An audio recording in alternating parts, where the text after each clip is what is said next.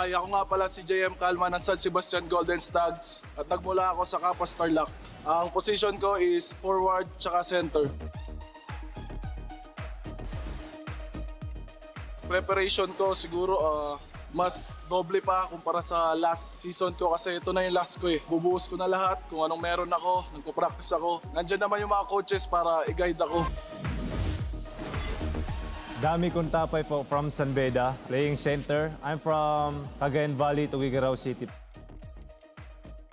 Madaming adjustment yung pinapagawa sa amin ni Coach. Una, mahirap pero unti-unti naman nakukuha na namin siya. And yun, parang nag-gel na kami as a team kasi bago ulit yung mga teammates namin, maraming rookies. So kailangan talaga namin mag-gel as a team para makapag-perform kami na maayos this coming season. Hi, I'm Ivan Santos, 24 years old, 6'6", center from the Mapua Cardinals.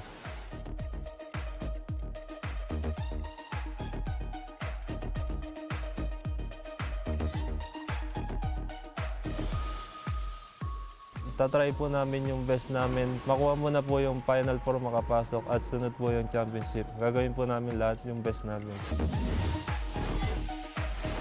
I am Ladis Lepalam, 22 years old, 6'9" ang height, position center from CSB Blazers. For me, siyempre, bilang center, advantage po talaga yan. Bilang isang rim protector, shot blockers, kailangan talaga yan. Yan talaga yung number one na gusto sa akin ni Coach na maging pwede namin makuha yung possession sa depensa papuntang opensa.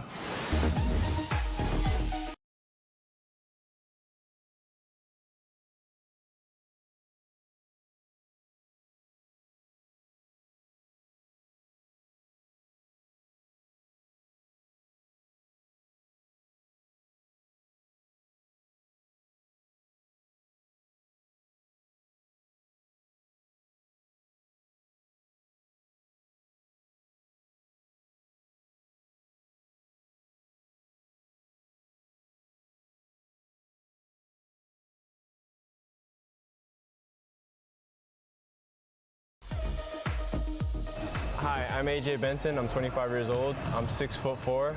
I play the forward/guard position for the CSB Blazers. It's a privilege to do that for my brother/pinsan, Justin Gutang.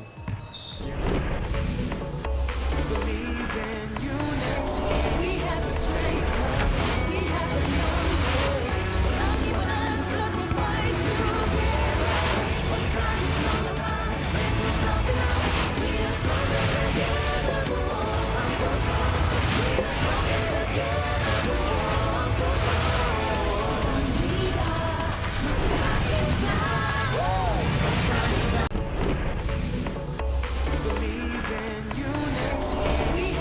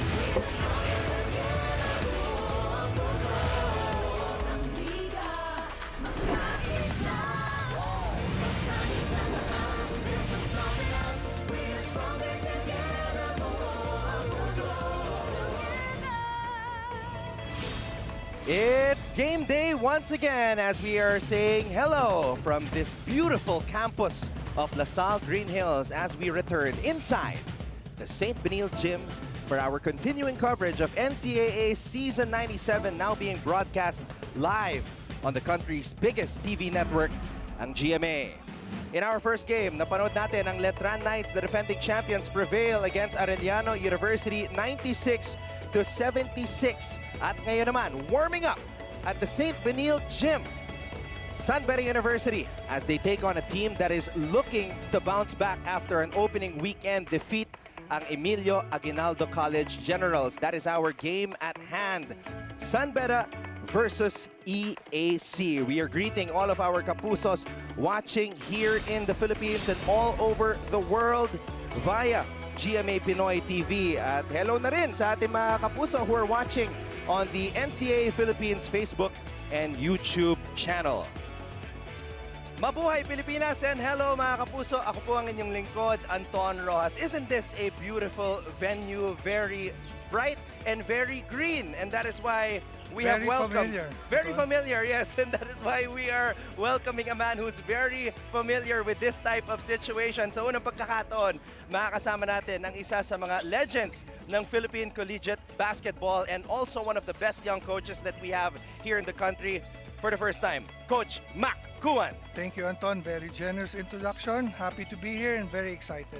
And we're very happy to have you, Coach Mac, because marami kang mga insights about the game of basketball, a lot of experience, and we're excited to hear kung ano ang analysis mo dito sa laban ng San Beda at EAC. Looking forward to it, Anton. Looking forward to it. And we're also looking forward to hearing from our courtside reporters who will be reporting today.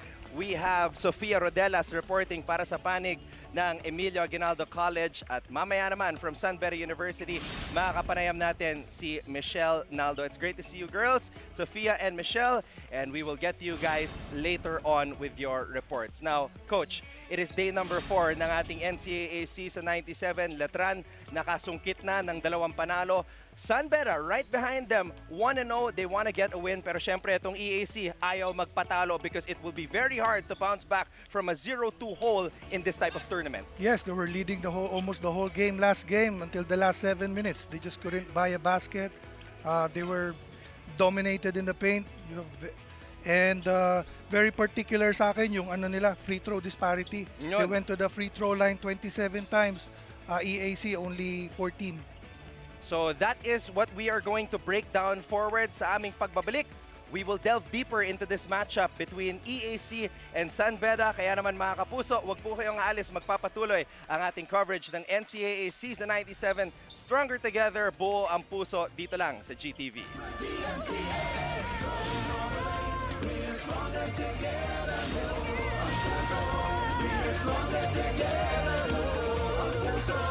Ikinararangal ko pong ihandog sa inyo ang GMA News and Public Affairs Advocacy para sa eleksyon 2022 para sa patas at matalinong desisyon sa mga susunod nating iluluklok sa pwesto. Ako po ang inyong kapuso, Mike Enriquez. Ngayong eleksyon 2022, ang buong sambayanang Pilipino dapat totoo.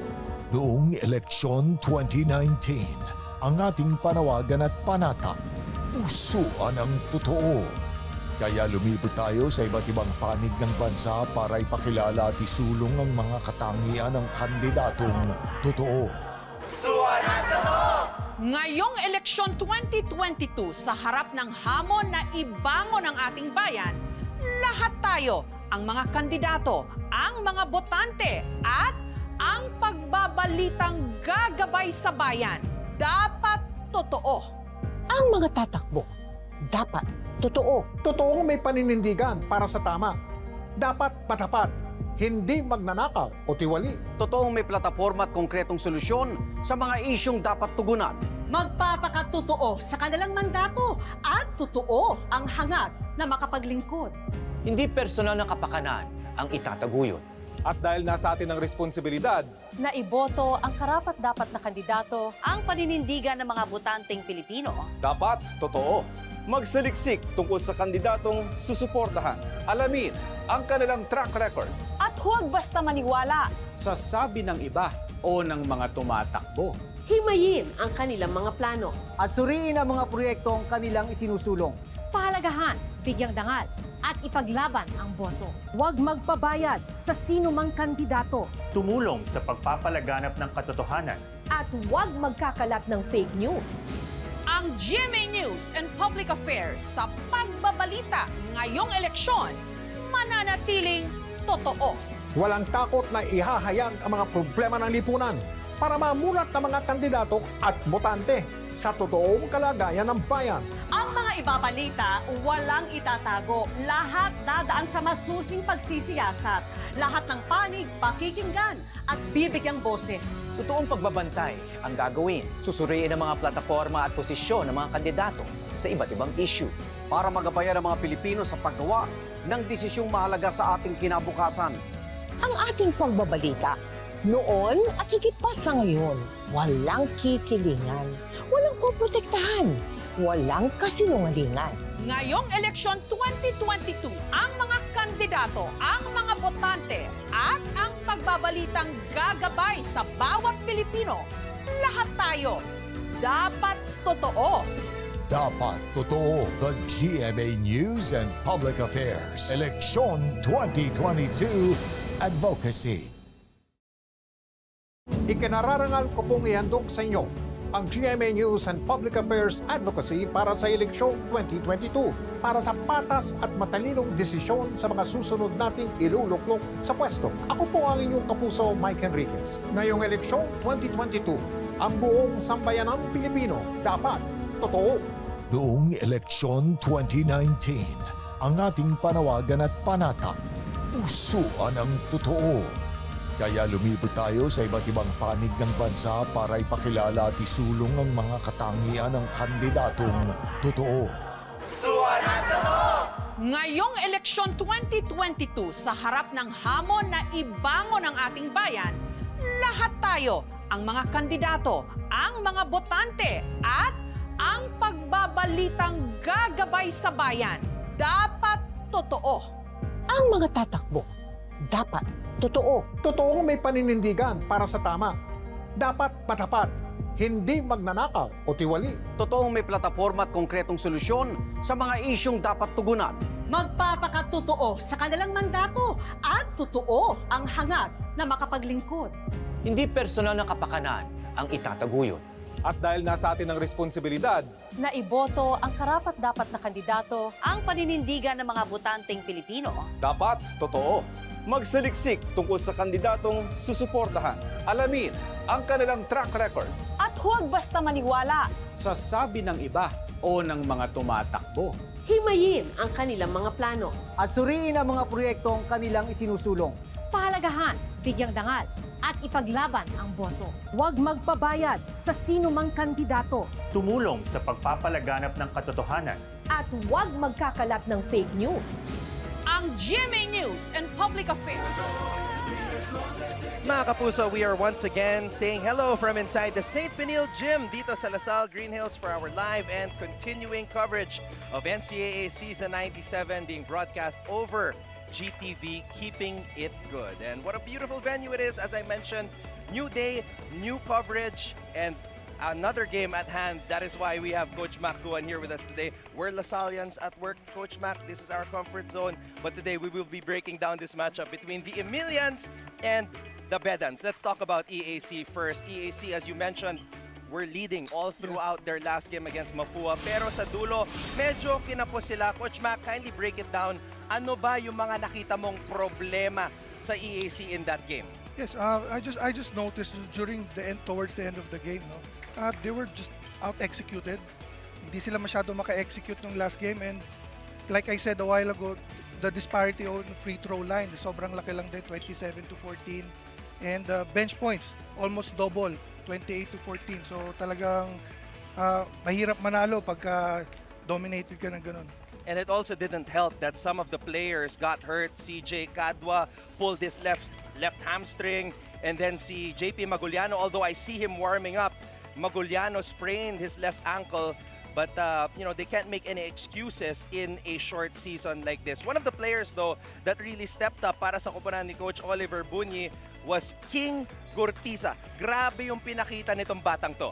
Yes, sobra. Actually, they were led by 3 guys, but yung the best guy who played nga si Gortiza, who scored 21 points, 4 rebounds, 3 of 6 from the 3-point line, and 7 of 12 from the field. So mataas yung percentage nandun sa field na that game. Sayang ano, because this was a career performance para kay King Gortiza, a huge 21 points, but he's going to need some help. Liwag was able to contribute 16 points. Yun nga lang, other players got hurt. So let's see kung mayroon pang ibang generals na magko-contribute para sa kupunan ni Coach Oliver Bunyi. Let's go now to the other side at pag-usapan ng kupunan ni Coach Boyet Fernandez, ang San Beda University Red Lions on a redemption tour because for the first time in a long time, they are not the favorites dito sa NCAA and they won big against LPU on opening day. Yes, as you can see again, free throws. 33 to 8. Sobrang laki ng free throw disparity nila. Field goal, both teams didn't really shoot well. Points in the paint, actually nanalo yung LPU, but bench points, lamang na lamang ang San Beda doon sa bench points na yun. And that's surprising to me. Is that a concern, Coach Mac, na San Beda is the bigger team, one of the biggest teams dito sa liga, but they were outscored points in the paint by the Pirates in that last game? Yes, it's very surprising kasi makikita nga natin yung lineup ng San Beda, they're tall, big, but they were dominated by in the paint. That's 20 points in the paint. So they have to do a better job getting boards there. Probably some areas to improve on para sa San Beda. It's still early in the season and they will definitely try to do that. A lot of players, big names from this San Beda side, James Quecote, Ralph Penuela, Ryan Amsali, but one guy who really shined the brightest on opening day was JB Baguio. I'm expecting a big season from this power forward. Yes, someone to watch for, yung potential nitong batang to ay mataas. Like you said, last game 12 points, 8 rebounds, 2 blocks and an assist. So that's big. That's very big for Coach Boyet for this, especially for this game. Well, Coach Mac, we talked about everything. We are just about all set to get this show on the road. It is EAC versus San Beda in our second game on this NCAA Wednesday. You're watching our coverage over on GTV. Keeping it good. When we come back, tip-off na. Once again, it is the Red Lions taking on the Generals.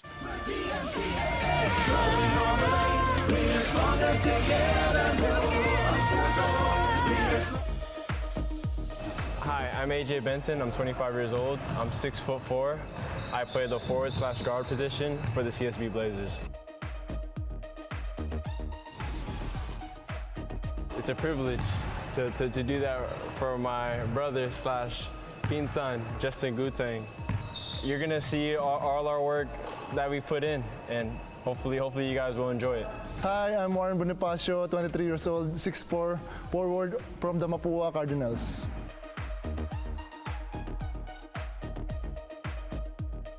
Taga San Simon, Pampanga. Bonnie lang yung tawag sa akin, Bonnie. Bukod sa basketball, habis ko yung paglalaro ng computer games. Tapos yun, yung pag-programming dahil...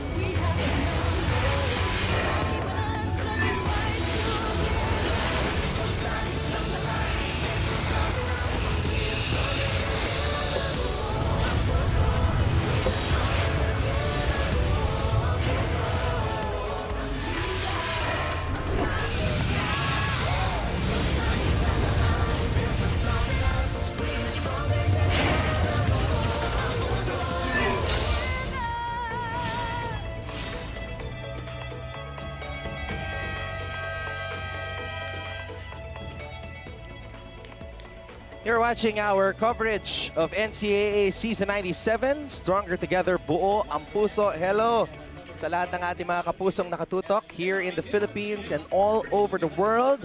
Spread the word. Tell your family, tell your friends, tell your loved ones that the NCAA is back. And we will be witnessing the future of Philippine basketball as we go along here in the 97th season of the original Collegiate Sports League dito sa ating minamahal na bansa.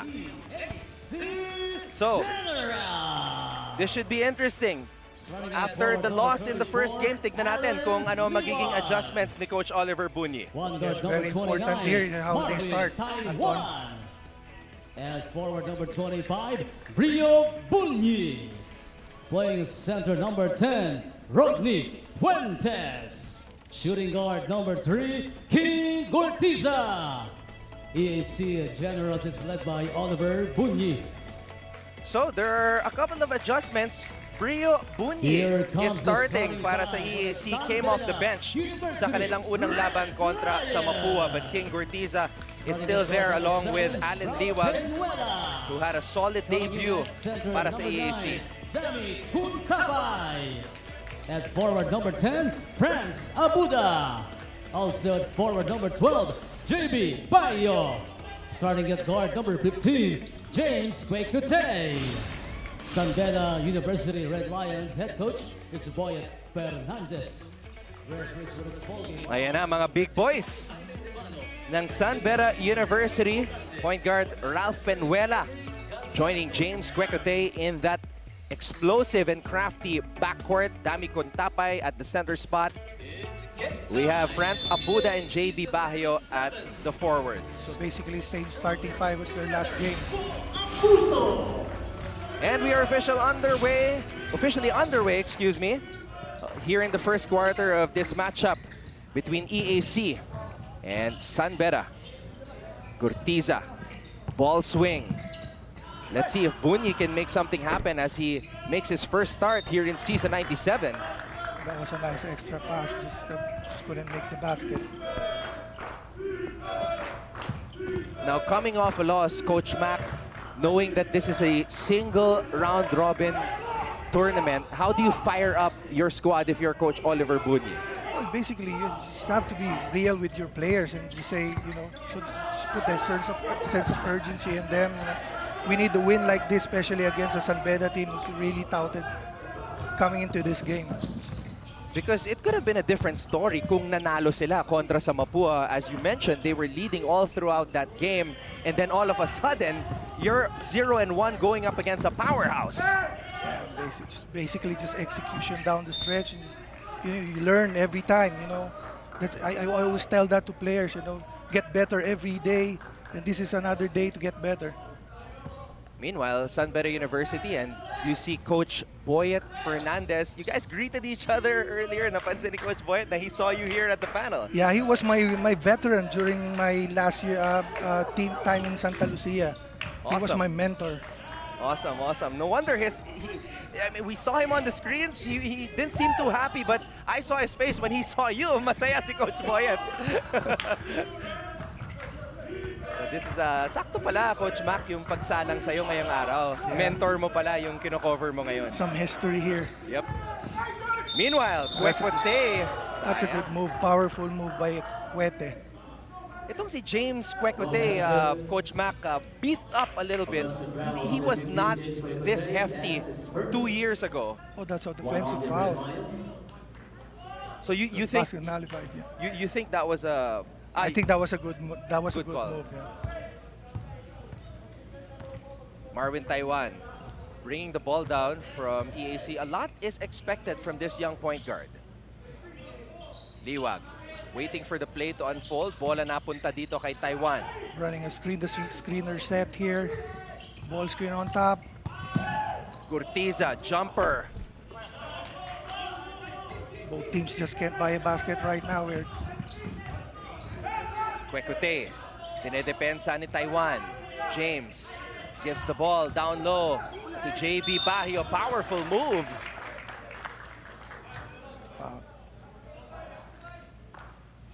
Yeah, it was kind of like this also yung pinakaunang laban, Coach Mac. Gigil pa yung mga players. Letran and CSB, that was the first ever game of season 97. I'm getting some similar feelings because they also had trouble getting some field goals. Yeah, maybe some nerves, Anton, because 2 years is a long time to be not playing basketball. So it's understandable right now. These guys are going through nerves right now. Pero when you're going through spells where it's hard to buy a basket, you get to the line. That's one solution to that problem. That's one thing. You see the ball get to the basket and then you find the rhythm after that. Taiwan, napitawan ng bola. That's a turnover. James Quecote. I thought James was gonna dunk that one, but James just laying it up and in. We know how athletic this young man is, James Canlas Quecote. Liwag. Speaking of athleticism, this guy's got it as well. It's long, get to the paint. It's a good move. Kuntapay. Now, Dami Kuntapay lost a lot of weight. Kondisyon tong batang to. As compared to when we last saw him in season 95. And you talked about how 2 years, more than 2 years is a very long time. This is where we will see the changes with the players.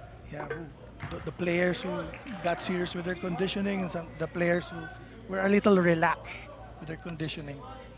All right, let's get an update on the EAC side with Sofia Rodela. Sofia? Thank you so much, Anton. The EAC Generals are eager to make a heroic Emilio Aguinaldo-like revolution to come back stronger for today's game. After the strong physicalities naman on the last game, there will be players sitting out like CJ Kadua and so is Nat Coseo. Alam mo si CJ Kadua, naka-experience siya ng left hamstring strain, kaya naman he will be sitting out. Pero si JP Magaliano naman daw, makakalaro siya but not 100%.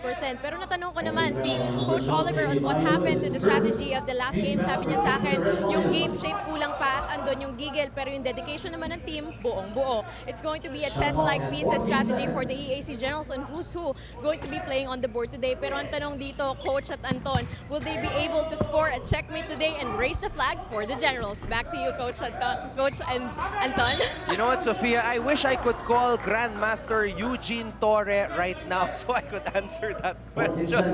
Of course, GM Eugene, ating analyst sa ating online chess tournament. And I like what Sofia said, EAC Aguinaldo-like revolution. Dahil yun talaga ang kailangan nila if they want to slay the Red Lions today. Offensive foul on number 15, James Quecote. That's his second offensive foul. That's big, Coach. That's big. That's going to be big for Coach Boyd. Somebody has to step up in this place. James Quecote. James Quecote is expected to be the primary offensive weapon of San Beda University. So this is bad news. Now, if you're EAC, you got to take advantage of this, right, Coach? You have to take advantage of it. Curtiza. Let's see if the Generals will do just that. Fuentes, baseline jumper. Ayan na. Ayan na mga General. I like how Aureliano's EAC is starting in this game. They're moving the ball. They're trying to find the open man. That was a good shot. All right, now let's hear from the San Beda University side with Michelle Naldo. San Beda Red Lions received their first win last Saturday with their heads down. Captain Paul Ralph Penuela shares hindi sila nag-celebrate but instead the team reviewed their performances individually. But this is because according to Coach Boyet, they cannot underestimate EAC. He says, I have so much respect for Coach Oliver. I know he will be ready for us. Kaya we need to make a plan to how to limit Curtiza, Liwag, and Taiwan as well as the rest. Penuela agrees saying dahil ang mga Generals ay galing from a loss, gusto talaga nilang bumawi ngayon. So for sure, ready sila sa amin. So on their to-do list today is to make better decisions, making as a team, less turnovers, and being aggressive in their defense of the Generals. Balik sa inyo, Anton and Coach. Maraming salamat, Michelle. So, markado yung mga players na kailangan nilang i-stop. But that's Coach Boyet. Coach Boyet's very detailed coach. You know, I'm pretty sure he watched last game, scouted these three guys, and then these are three guys they have to stop in this game. You know, when I think about Coach Boyet Fernandez, I remember so many times na wala silang game, pero nakikita ko siya sa bleachers, nanunood. Minsan mag-isa pa. Yeah, very meticulous si Coach Boyet kasi. And being around him, you know, he's very particular about small details. And that makes him a very good coach. And Michelle also shared na yun nga, sobrang taas ng respeto ni Coach Boyet kay Coach Oliver, and even though they are favored to win this game, they're not taking the Generals lightly. Yeah, another coach na I've had relationship with. We coached together in ABL San Miguel. Actually, we won a championship in ABL. And Coach Boyet, Coach Oliver, very into development. ng mga bata, and very siya sa college basketball kasi he likes to develop kids. And I think the guy that will develop the most under the tutelage of Coach Oliver is Liwag talaga. He's a big man coach. Even in ABL, he was the one taking on Asi and Eric. Samantala, speaking of big men, Kuntapay, bago yun ah. I've never seen a no-look pass from Dami Kuntapay. Penuela, aatake. Oh, what a block by Liwag. Penuela tried to sneak that shot under the arm of Liwag, pero naabot pa ni Liwag. That's using his length. You can see it's very long. Ralph Penuela. I asked team manager Jude Roque who the starting point guard was going to be when I was doing my research in preparation for the season, and he told me Ralph Penuela. Sabi ko, sounds familiar. Transferee from the University of the East, played 2 seasons there, now at the helm of the Red Lions. And we know long list of great point guards come from San Beda. So how do you deal with that kind of pressure? You know, you're part of the, Alex Angeleses, the Jorge Hermidas, the Pasera Mares, the Robert Pollix. How do you step into that role, Coach Mac? Basically, you just have to really take advantage of the opportunity that you're given. Especially you have a coach like Boyet. You're like a sponge. You just soak it in. You learn from him, ask him questions. Hindi naman madamot si Coach Boyet sa ganyan, and gagaling ka just being around Coach Boyet. So it's an advantage for the point guards to have somebody like Coach Boyet to be your guide. But obviously, there are other factors that come in, like the expectations, the responsibilities. Speaking of responsibilities, itong batang to si Ryan Amsali, one of our top players coming out of the NCAA Juniors basketball program. Ito naman, ang kasunod niya, yung mga Calvin Oftana, yung mga JV Mocon, yun naman yung role na pinasok nitong si Amsali. That's another high mark. Calvin Oftana is playing really well in PBA right now. But I think it's really up to him. I saw this kid during his junior years, and I'm very impressed. Calvin Oftana, of course, a huge shoes to fill. He led the team in scoring 15.5 points per game. He also led the team in rebounding, 8.2 rebounds per game. But, hindi naman nauubusan ng player yung San Beda. Penuela with a step back. Penuela, good shot. Very nice move, creating separation from the defender. Samantala, Fuentes, okay, here's a new guy. We're always excited to see new names that are suddenly making an impact dito sa NCAA. But you like that as a point guard, because he was rewarding his big. He saw his big running down the lane, and you always reward your big. Oh, what a move there by Ryan Amsali. A familiar one-legged step back fadeaway that a lot of kids develop nowadays. Hindi pa uso yung step back sa time mo, no? Wala pa step back. Wala pa step back fadeaway. Wala pa masyado kami napapanood na NBA noon eh. So ngayon, yung mga bata ngayon, ganyan na, iba na yung galawan sa court eh. Ito, Coach, bagong player na naman si Hopia para sa San Beda University. Clifford Hopia wearing jersey number 23. Biglang lumiit si Liwag, oh. Nung tinabihan ni Hopia. Akala ko mahaba na yung Liwag, mas mahaba po. Amsali. And Amsali, this is another part of the evolution of the bigs. Titira mula sa labas. Yes. That's the NBA influence, Anton. Everybody now stretch bigs. Penuela, turnaround jumper is good, and he's shaking his head. Ralph Penuela making basketball look easy. That's back-to-back basket for Penuela. Oy, may block doon.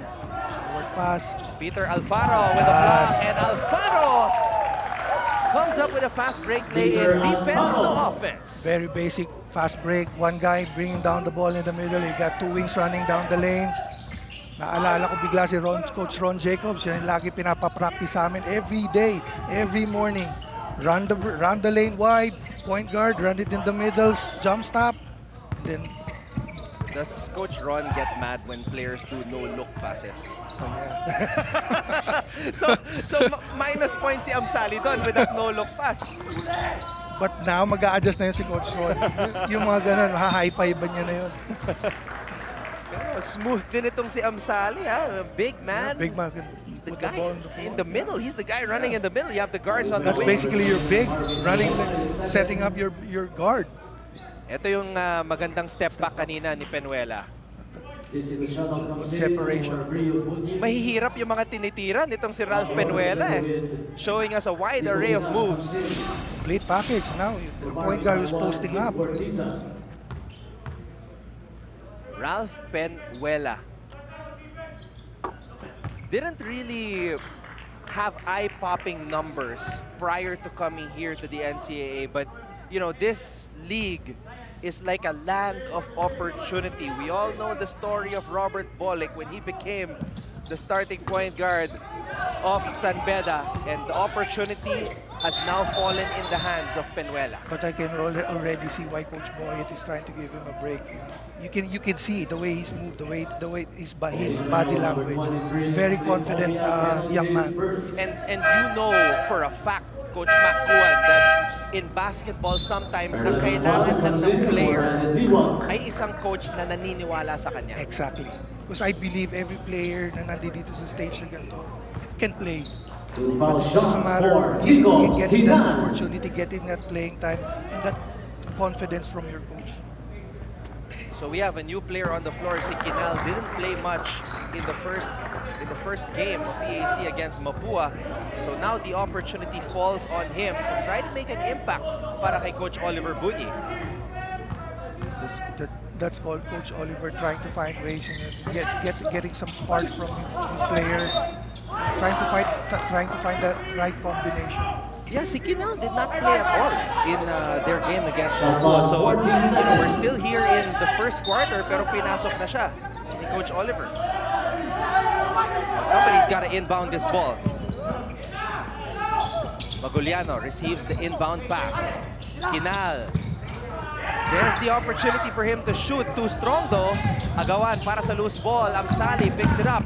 Ryan Amsali, sinakasan ng bantay. Ryan Amsali. Great hustle by the big guy. Long bounce, and who's the first guy to get it? Big man. You like that as a coach. Amsali is probably one of the scariest people in the NCAA to stand in front of sa mga fast break. San Beda's playing zone right now. Giving a difference to EAC. Juliano, you can see the tape on his left knee and left ankle, which he hurt sa kanilang unang laro. Which, by the way, just happened last Sunday. So, medyo fresh pa yan. JB Gallego. Birthday ni JB Gallego nung opening day. So, let's see if he can come up with a solid performance in their second game. Another kid, highly touted coming off high school, JB Gallego. Just couldn't get a break when he was in the We have a timeout. The Red Lions are still on top kontra sa EAC 14-11.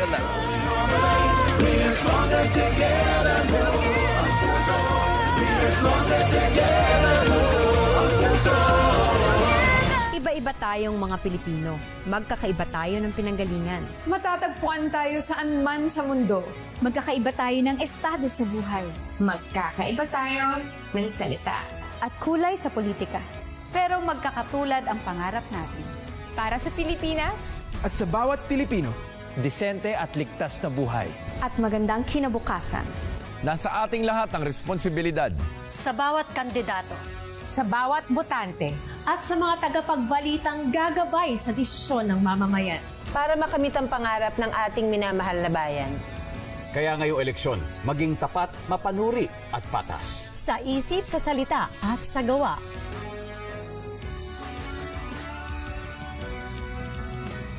Lahat tayo dapat totoo. The GMA News and Public Affairs Election 2022 Advocacy. Looking for news and latest information? Yung pala almost more stronger.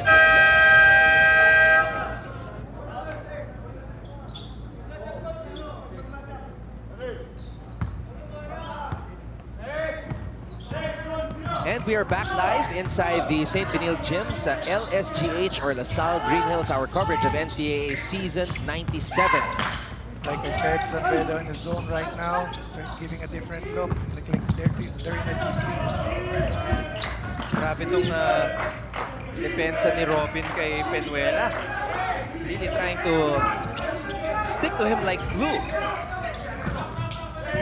Gallego, Sally, thought about the three. Atake. Si Sally parang big smooth. I mean, he can put the ball on the floor, shoot from the outside, run the break, throw no-look passes.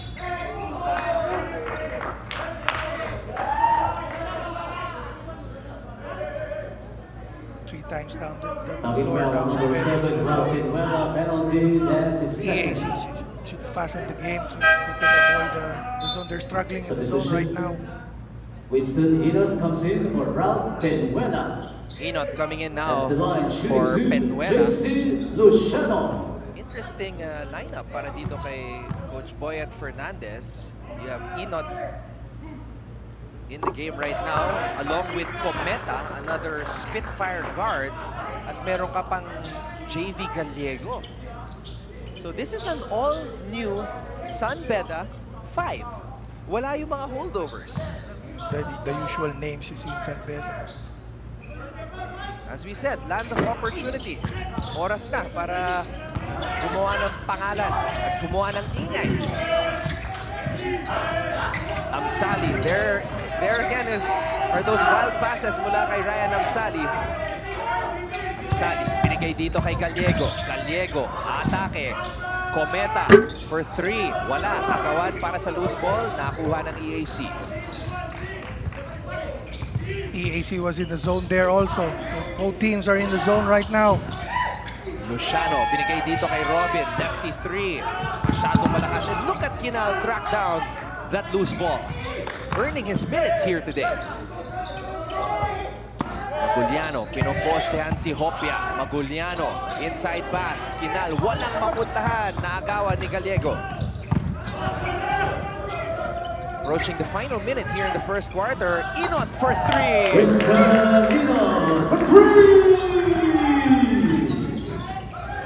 Winston Enot. He brought out his bow and arrow today. Bullseye from beyond the arc. Robin, let's see if he can respond. Yes, he will. 3 points, Ralph Robin.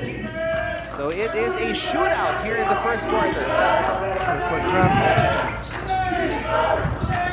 Cometa. Dalawa lang ang laman ng mga Bedista kontra sa Emilians.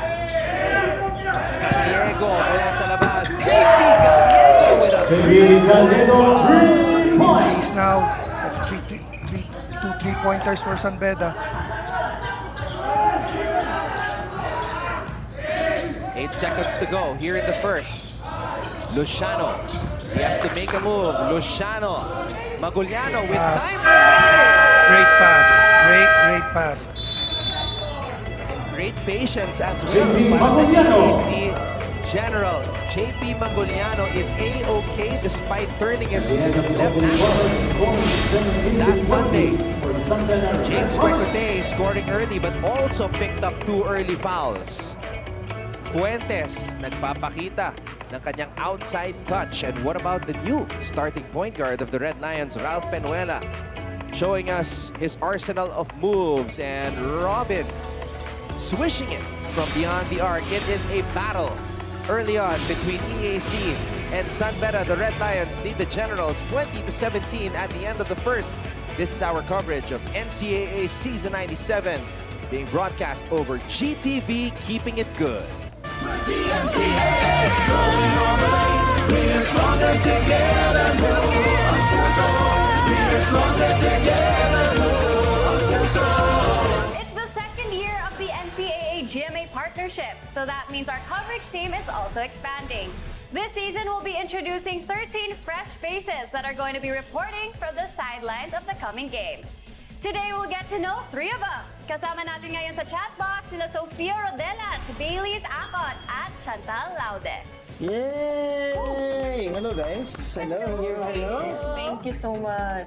And how do you feel that you are finally a courtside reporter here in the NCAA? O sige, let's start with Sophia.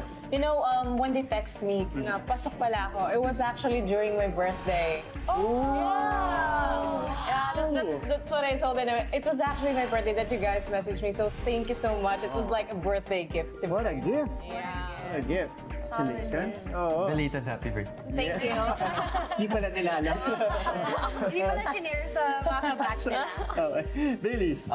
For me, it's Live and exclusive coverage of NCAA Season 97 being broadcast on the country's #1 TV network, GMA, over GTV. Anton Rojas together with our debuting TV analyst, Coach Mac Kuan. And we also have Sofia Ornelas and Michelle Naldo reporting for EAC and San Beda, respectively. Kinal. Okay, young man. Earning his minutes today. Didn't play at all in the first game for EAC. But now, nagpaparamdam siya, Coach Mac. That's 2 threes already for Kinal.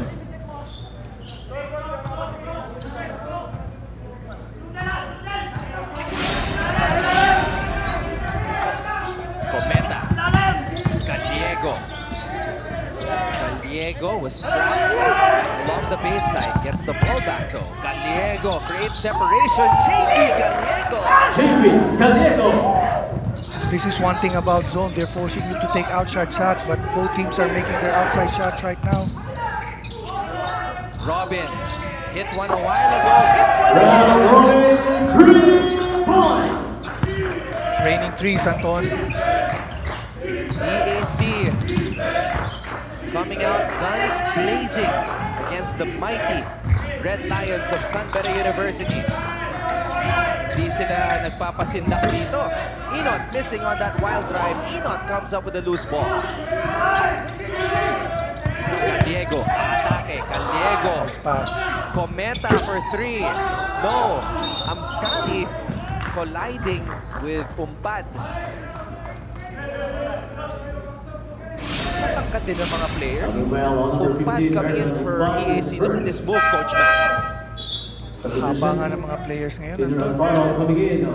Kinal, Robin, the guards. Coach Mac are making an impact. Kinal, you have Robin from EAC. Yung mga binigit natin during the pregame, hindi nga masyadong nagpaparamdam eh. 14 seconds. So, new faces, some in new places, trying to rewrite their story. Taking advantage of opportunities you get. 11 seconds to shoot. And EAC, now with a 1-point advantage, mga kapuso. Amsali, multiple fakes. What a shot by Ryan Amsali. That's one thing about he celebrated. He did go back to guard this guy. Alfaro in and out. Liwag comes up with the board. Kinal, cross-court pass. Robin fakes, throws it out. Luciano throws it back out to Kinal. Robin, quick trigger. Robin with a That's the second.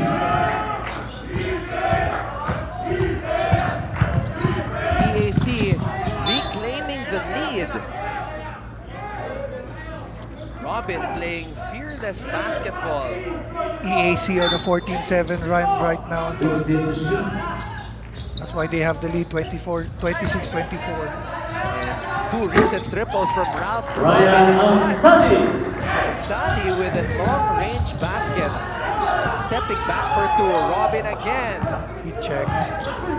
Enot throws the ball out to Alfaro. Gallego will set up the offense para kay Coach Boyan Fernandez. Gallego with a crossover. Gallego up and under move. JV Gallego in his bag. Uy, Luciano. Again, San Beda not running back. That's why you can see Coach Boyd very mad. Foul number 21, Yukian Alright, kumuha muna tayo ng update mula sa EAC with Sofia Rodels. Thank you so much, Anton. Talking about team captains, Marwin Taiwan will try to lead the team, embodying the general that he is. Pero hindi daw siya makakalaro ng 100% according to Coach Oliver because his index finger got dislocated during the last game. Kaya naman the trust lies on his team, most especially sa rookies. Pero malaki naman daw ang tiwala niya because he have been guiding them all the way at he's being the kuya of his team all throughout the season. And while they're away from their own families, ani pa niya, all of them are working hard dahil hindi mo na makukuha ang panalo nang hindi mo pagtatrabahuan at pagsisikapan. Even with the small setback all throughout the game, all throughout his last season, every single play, ready na daw magupit si Typhoon Taiwan. Back to you, Anton and Coach. Alam mo, marami tayo nakukuha ng mga nicknames mula sa courtside reporters na Typhoon Taiwan pala. Hindi ko alam yun. Pero Coach, what was the hardest injury that you ever had to play through in your career? Because itong si Taiwan, dislocated his right index finger in the last game. Anton, when I was playing, I was lucky enough to avoid serious injuries. Pinaka-worst na injury ko lang yata is really just a bad ankle sprain. Taiwan, I mean, these kids nowadays, I'm just amazed at how they're able to play through the pain. Napakataas nung threshold for pain nila. Taiwan, the team captain, playing in his final season dito sa NCAA, will give his all para sa EAC. This is JP Maguliano. Nadulas si JP. 24-second shot clock violation. That's a 24-second shot clock violation para sa EAC. Timeout, San Beda Red Lions. Coach Boy Fernandez wants to talk things over. Huwag po kayong aalis. Magbabalik po sa NCAA Season Awesome. We are stronger together. Ang puso. We are stronger together. Ang puso. Looking for news and latest information? Yung pala almost more than a minute na pala ako hindi humihinga. Watch GMA News and Public Affairs. Stand for truth. The digital newscast where you can find the biggest stories of the week. Binabaril kami talaga pag nasalaot kami. So kami, ano ang laban namin doon? Dalawang ranger po namin ay pinagpuputokan po ng baril. In-depth documentaries on issues, special report, and analysis on local and global affairs. Mukhang hindi naman seryoso si Presidente na terminate yung MBFA. Na wala tayong asahan sa Western Pharmaceuticals kasi nabili na yun eh. That matter for every Filipino. Oh. So, gusto na lang daw po niyang umuwi na. Doon na lang daw po siya mamatay sa Pilipinas. Empowered by young producers and innovative mobile journalists. Catch us at GMA News and Public Affairs TikTok, Facebook, and YouTube channels. Stand with us, stand for truth. Looking for news and latest information? Yung pala almost more than a minute na pala ako hindi po.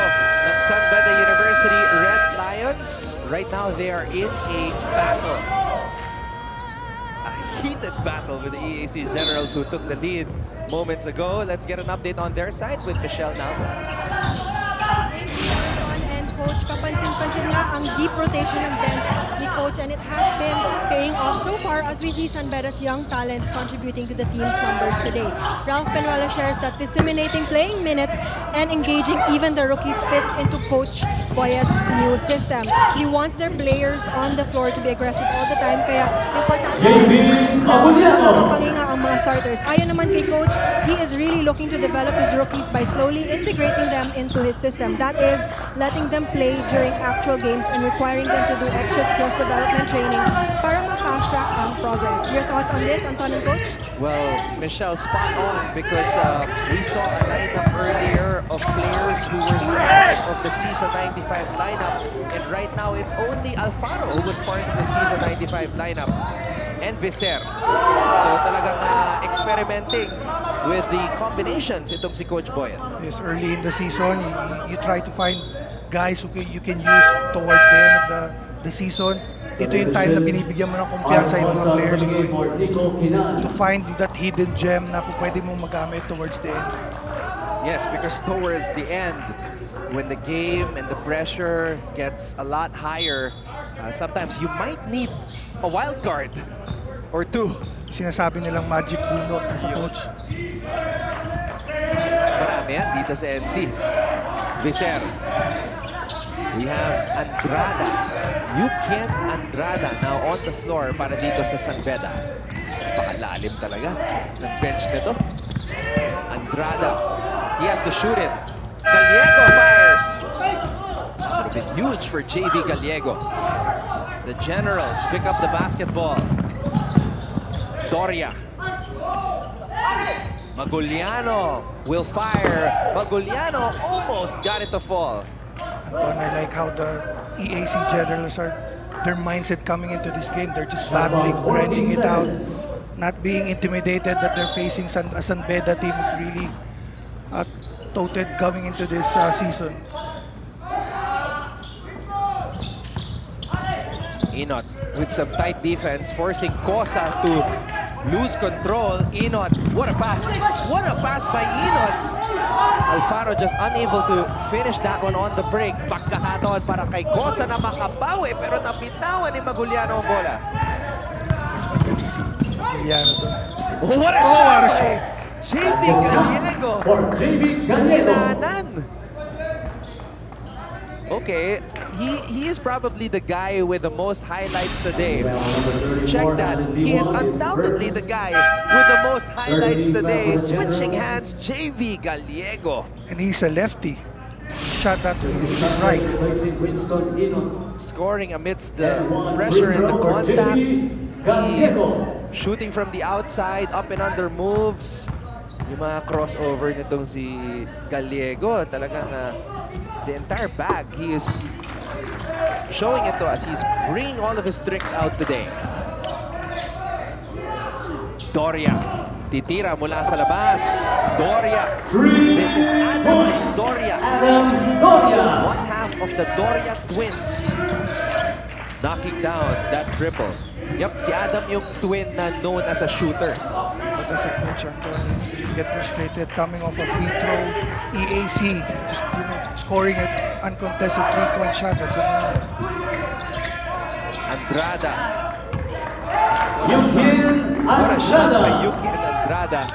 JV Gallego, 10 points already, 4 of 5 from the field. Talk about stepping up. Cosa. Not a lot of movement from the Generals on this offensive sequence. Cosa, kailangan ng tumira. Cosa, high-arcing baseline shot. Gallego tracks down the loose ball. Gallego weaving his way through traffic. JV Gallego helped the basket, lost the foul. Add that to your highlights, I thought. Itong si Gallego, he has the ball handling skills to move through traffic like an SUV in rush hour at EDSA. That's 12 points already for JV Gallego. Ito, ang daming dinaanan nitong si JV Gallego before that collision. Again, finishing with his offhand. Lefty finishing with his right. That's right, Coach. Great point. Gallego showing awesome control. Unable to complete the three-point play though, but he taps the ball to a teammate.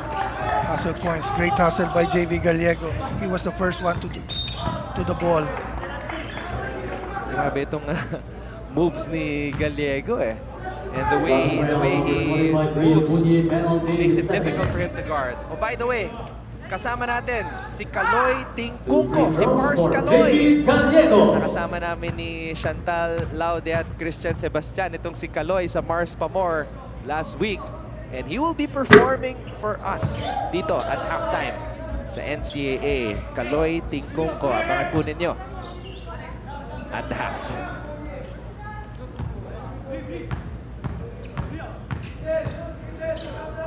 He hasn't missed, Coach Mac. Itong si JV Gallego, 4 out of 4 from the field, as we saw in our screens just moments ago. EAC ball the timeout. Pagbabalik po ang Season 97 ng NCAA.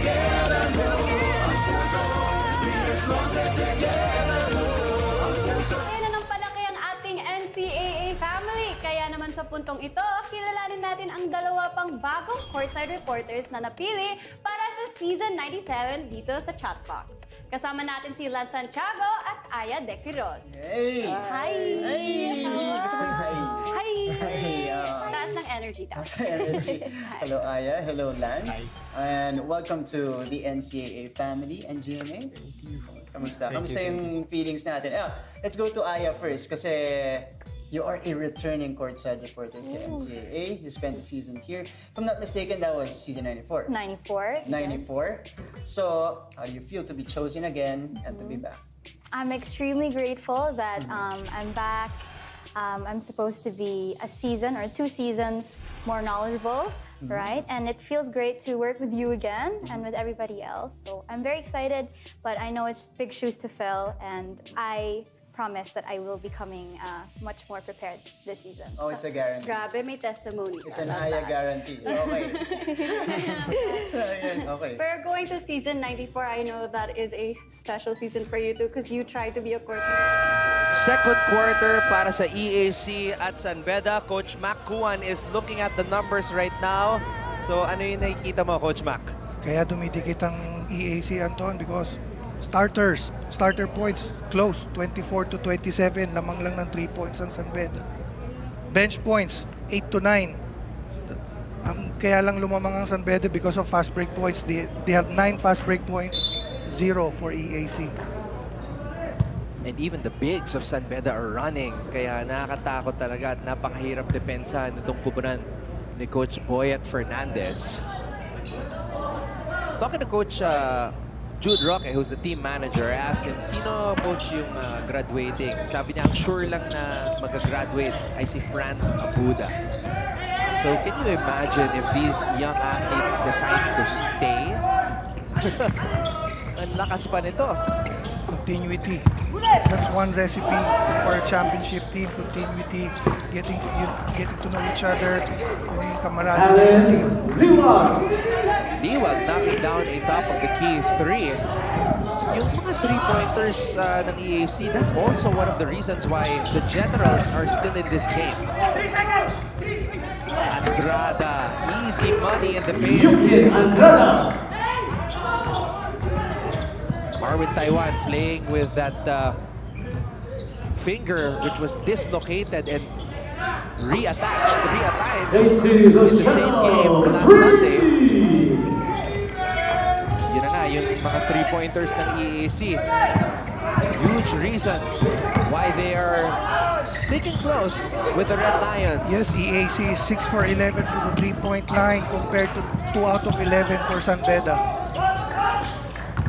Sayang yung pagkakataon doon. That was a 3-on-2 fast break opportunity para kay Doria. Alfaro, binigay dito kay Vicer. Triple on the way!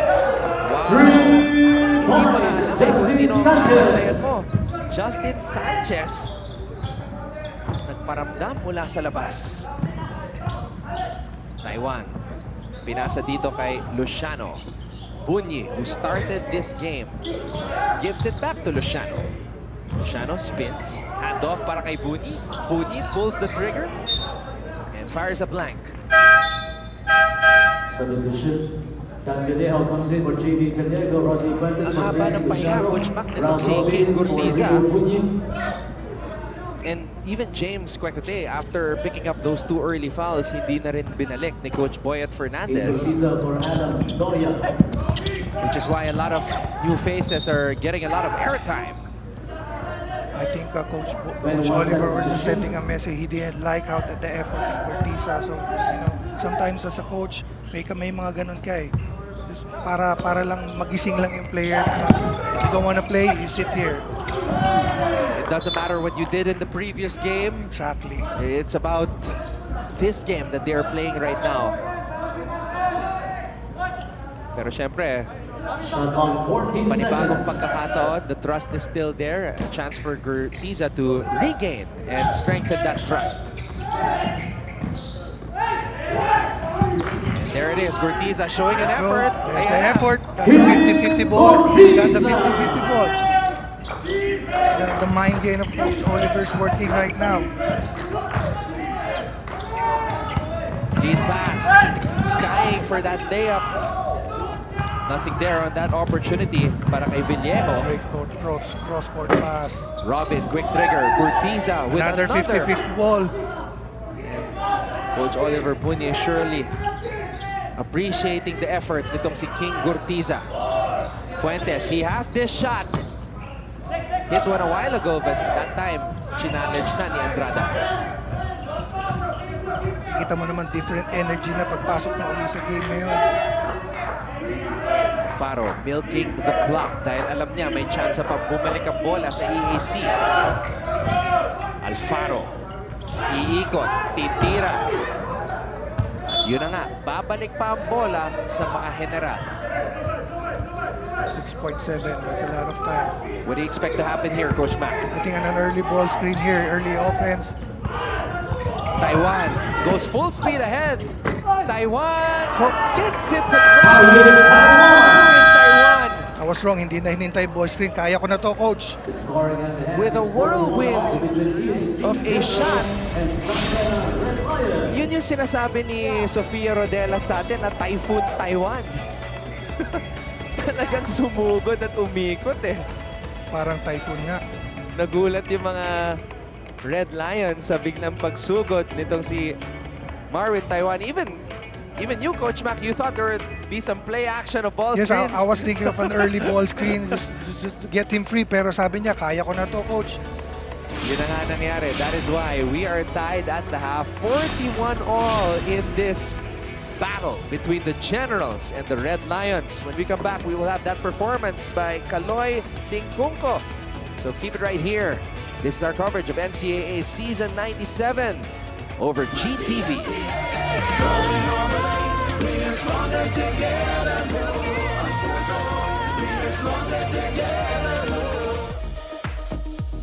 Hi, I'm AJ Benson. I'm 25 years old. I'm 6'4".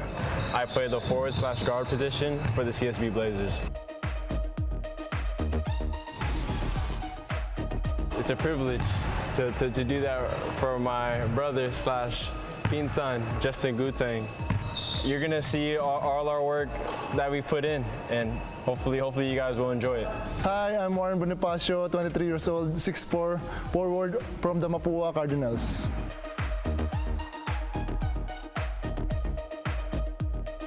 Taga San Simon, Pampanga. Bonnie lang yung tawag sa akin, Bonnie. Bukod sa basketball, habis ko yung paglalaro ng computer games. Tapos yun, yung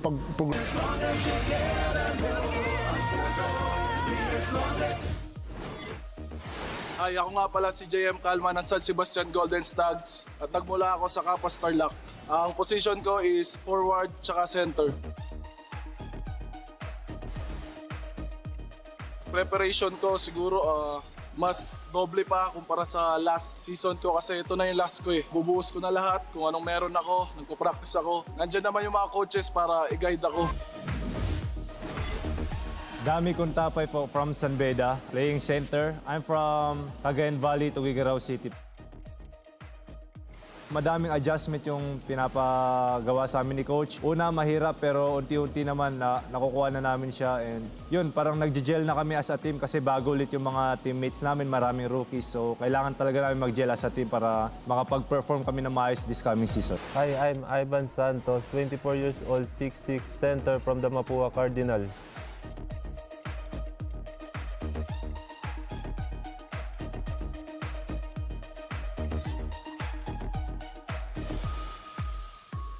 Tatry po namin yung best namin. Makuha mo na po yung final.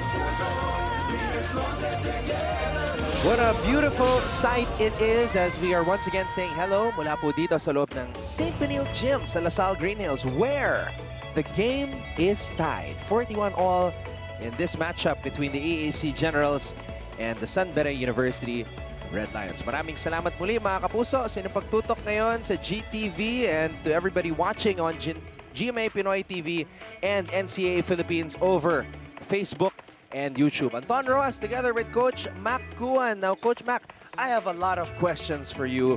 You have to explain how EAC has managed to tie this matchup against the favored SBU Red Lions. Yes, if makikita mo, Anton, sobrang dikit lang ng stats. 44% for EAC, 46 for San Beda. 3-point shot, 6 of 13, 3 for 13 for San Beda. Tingin ko lang magkakatalo dito yung starters.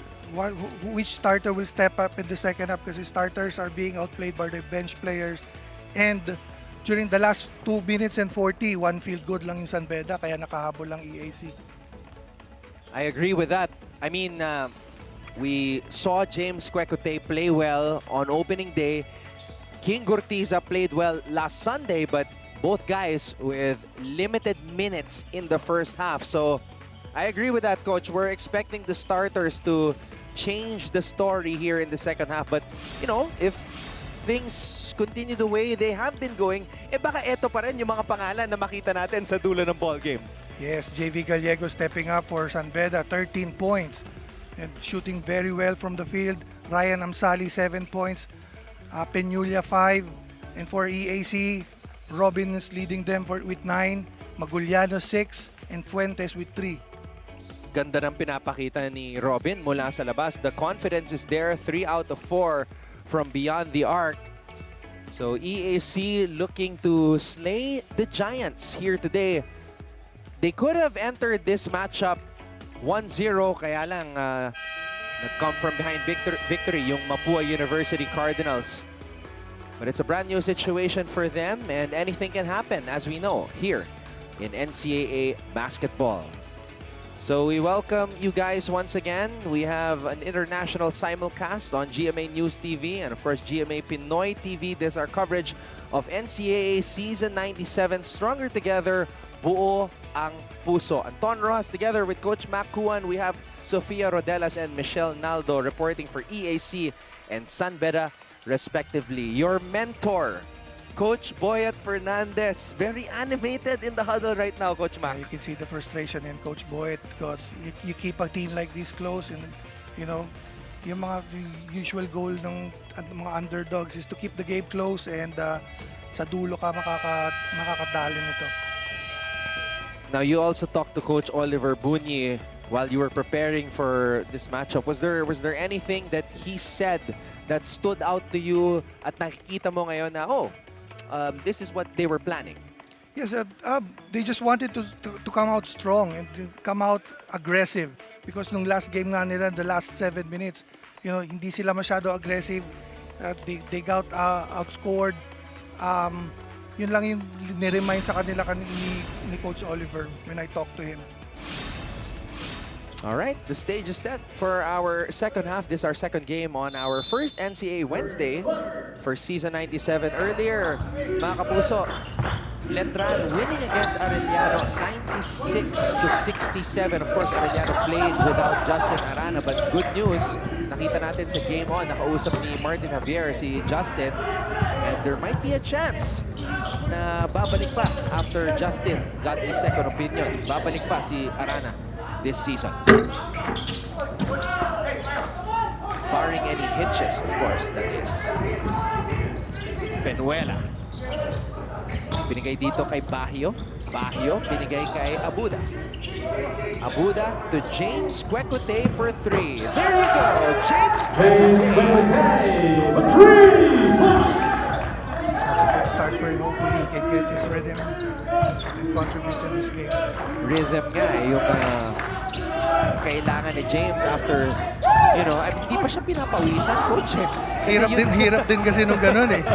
Palabas pa lang yung pawis mo, biglang uupo ka na sa bed because of foul trouble. Penuela. And look at James. James Quecote making up for lost time. Coming out aggressive in the second half, making up for lost time in the first. Balikan natin itong tira ni James Quecote. This is what he's known for. Aside from his athleticism, he's got that three-point shot. Itong si James Quecote, a Filipino-Canadian. James Cadlas Quecote knocking in the first free throw. Ayan, Toronto. In and out on that second free throw para kay James. You can see he's not too happy about that. Nice pass. Nice pass. Oh, the athleticism by Liwag on display there. Kuntapay running. Liwag with the block. Quecote throws it out to Franz Abuda. Penuela calling for Dami Kuntapay. Penuela. You can see there, Bayo was trying to get him with screen, but he didn't want it. He wanted the other guy to give him the screen because he wanted the switch. He was looking for that switch, and there he took advantage of it.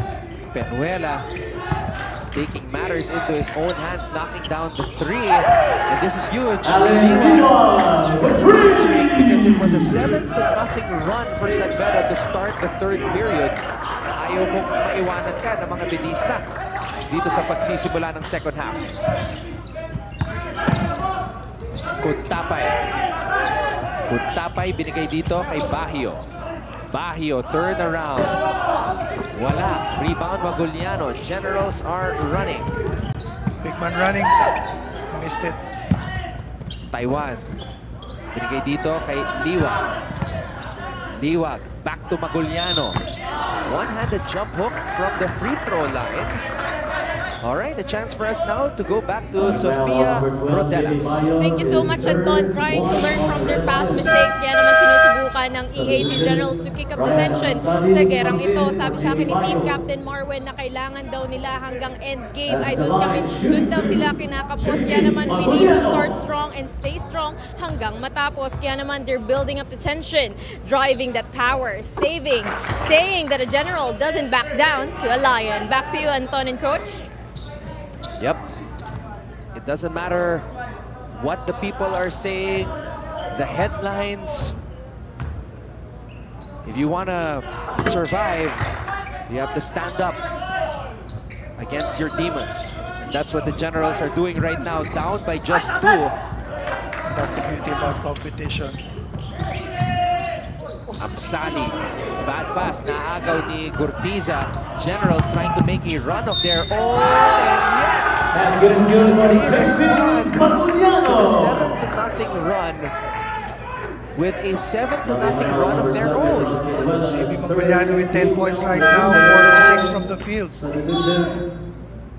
How about that? Red Lions start off this quarter, Coach Mac, 7-0 run. And now, if Maguliano hits this free throw, the Generals will have responded with an 8-0 run. What you love about basketball, game of runs. Yun nga lang, those are 2 blown opportunities. One from the free throw line at yung isa isusubo na lang.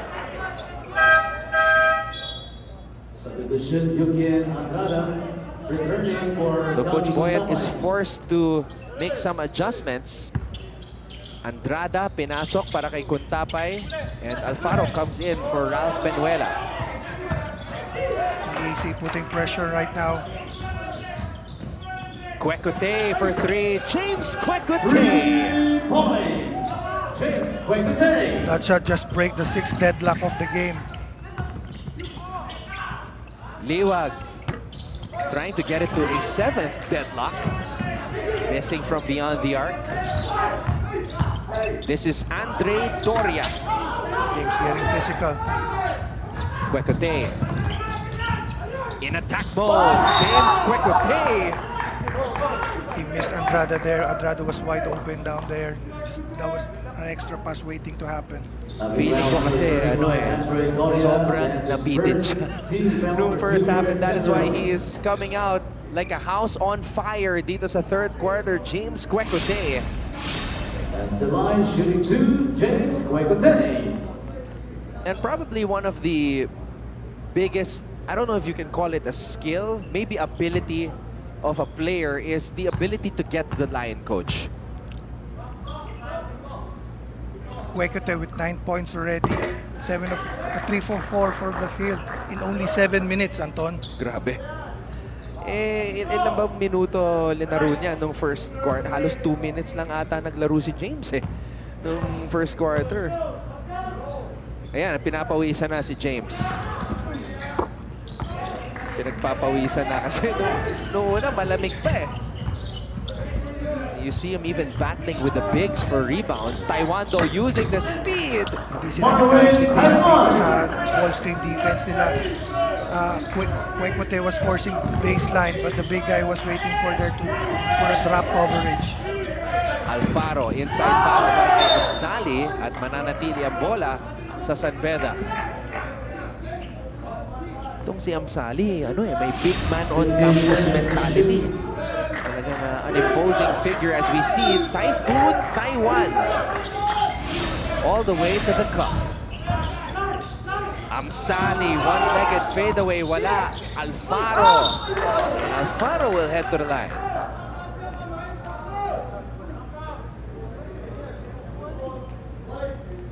Grabe itong mga gwardiya ng San Beda, Coach Mac. Ryan Amsali right now getting frustrated, trying to force his shots. He's too worried about the referee's calls right now. And when we come back, Peter Alfaro will shoot 2 free throws.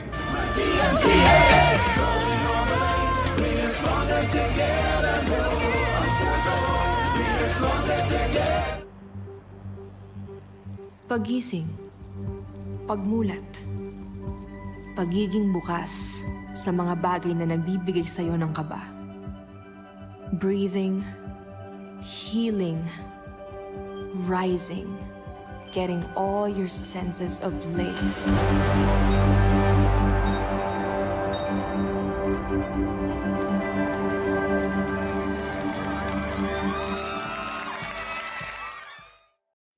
Hi, I'm Howie Severino. My colleagues and I developed this idea of creating a podcast as a safe space for sharing insights with leaders and interesting people across diverse backgrounds.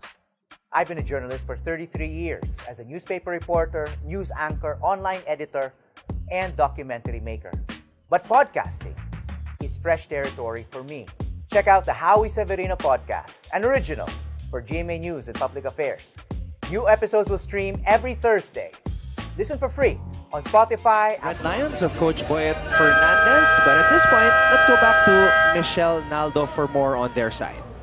Thank you, Anton and Coach. The Red Lions did not expect this bad start in today's matchup. Now, according to one assistant coach, Coach Mike from the San Beda side, is because of early foul trouble, missing free throws, and also because EAC has been spot on their 3 pointers. These are exactly what they are planning to fix in this second half. But moreover, I was also able to get insight into JB Gallego, who has been showing his best today.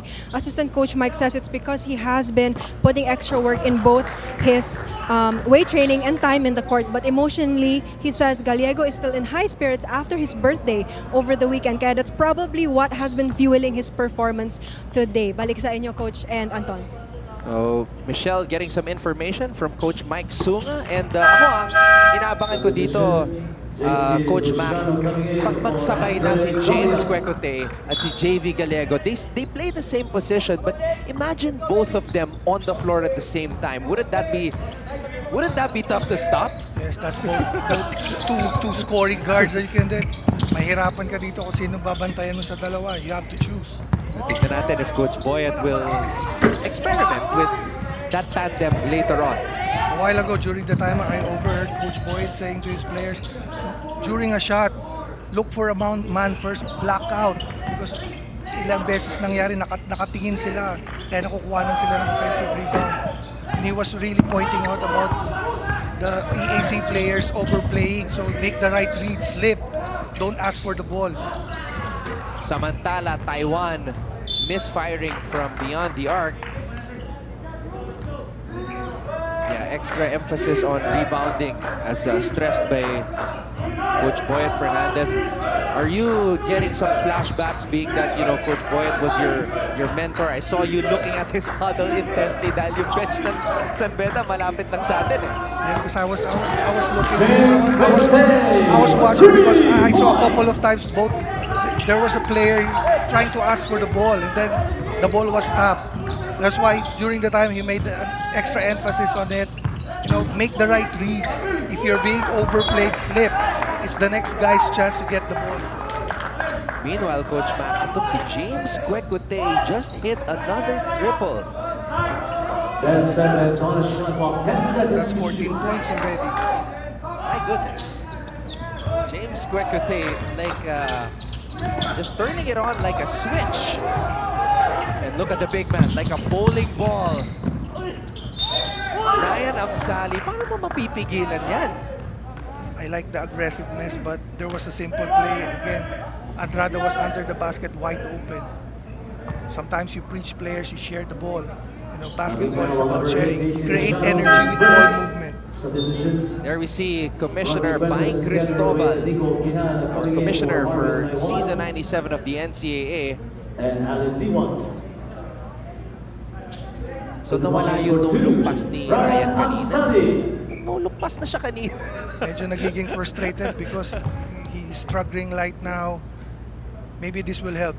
Getting to the free throw line, seeing the ball get to the basket will relax you a little bit. Let's see. Si Ryan Amsali is one of the more vocal young players ng San Beda. Even though he's a rookie, first time playing here in the collegiate level. Palaban tong batang to.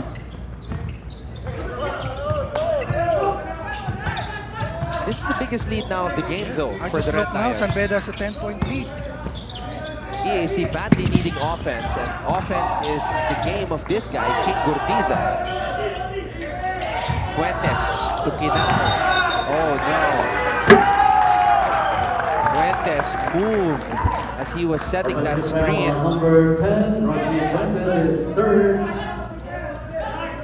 In the third quarter, San Beda has 19 points already compared to 9 from EAC. Sayang to, handoff na ni Fuentes. Binangga si Alfaro. That's why you have a 10-point lead. Pumikit ka lang. Lolobo na yung kalamangan. Amsali! Pinakas ang depensa. Ryan Amsali. That's a big boy move. What an imposing figure itong si Ryan Amsali. Maguliano sasagot. And Maguliano is not a small guy. But when he stands beside Amsali, nagmumukhang gwardiya. Itong si JP Maguliano. Panoorin natin to. Parang hinangin lang itong si JP Maguliano. Excuse me. Ayan.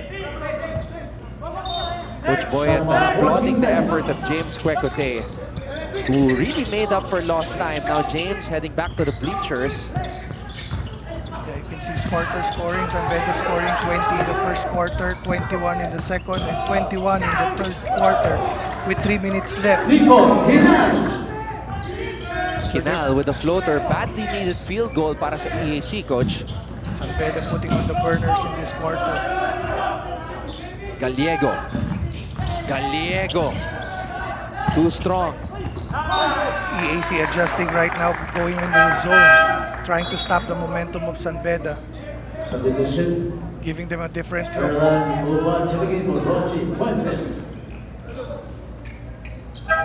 3 minutes and 10 seconds remaining here in the third. Bunyi nagbabalik sa ating laban. Started this game para sa EAC. Back to man. Alfaro, binigay kay Gallego. Amsali, ball swing to Abuda. Abuda, top of the key three. And Luciano tracks down the loose ball. Robin, tumatakbo.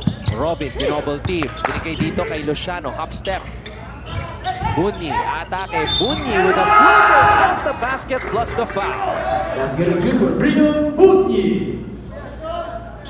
Rio Bunyi challenging the defense and drawing that foul.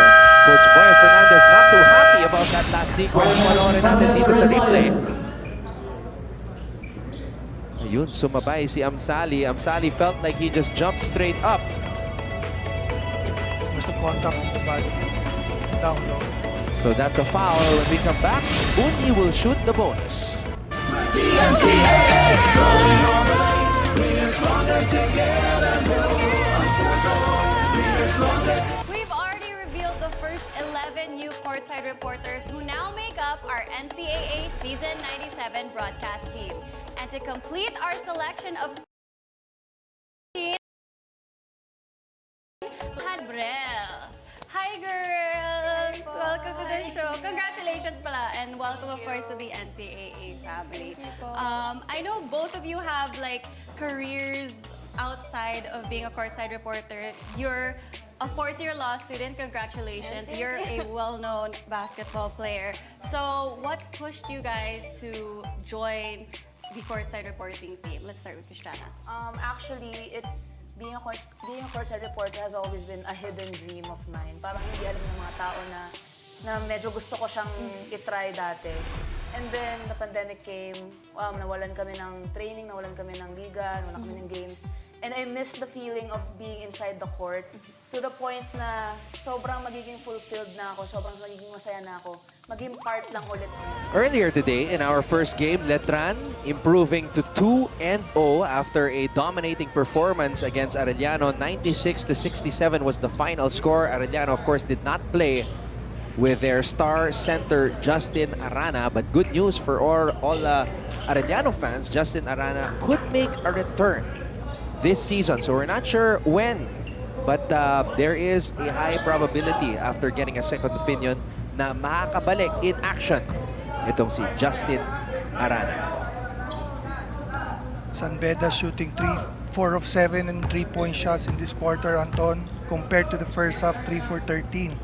So they're making their 3-point shots in this quarter. And the 3-point shot in today's game, Coach Mac has become a very powerful weapon. Space the floor. When you were playing Coach Mac and learning from Coach Ron Jacobs and all the coaches you played under, did you ever imagine that the game would change the way it has and teams are shooting a huge percentage of threes as part of their offensive strategy? I never saw it during my time, because during my time, in a game, we would attempt 10 to 12. Just 10? Yeah. Just 10 to 12? Wow. Compared to now, 25 to 30 attempts. Ngayon pa lang, Beda, 20 attempts from 3. Itong EAC, 19. So during your time, 10 to 12 lang talaga? And then more than half of that, Ren pa tumitira.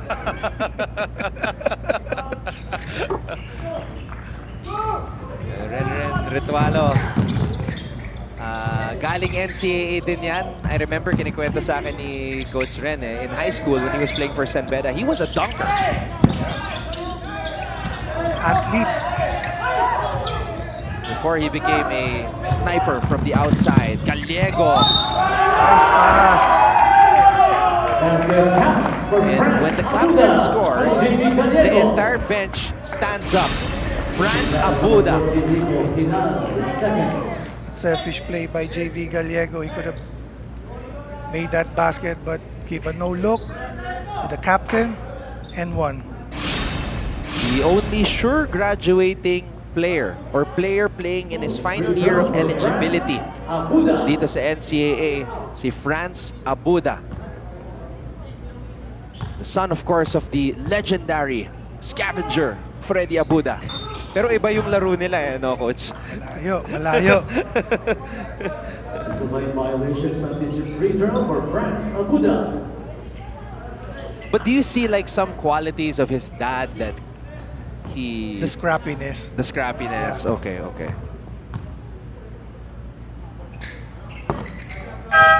Franz Abuda sinking that free throw. Biggest lead of the game. Again, para dito sa Beda University. JV Gallego with 13 points, 5 of 7 from the field, 3 assists, 2 steals. JV Gallego making it happen, contributing all categories right now. So that's the role nitong si JV Gallego to lead the offense of Coach Boyet Fernandez's second group.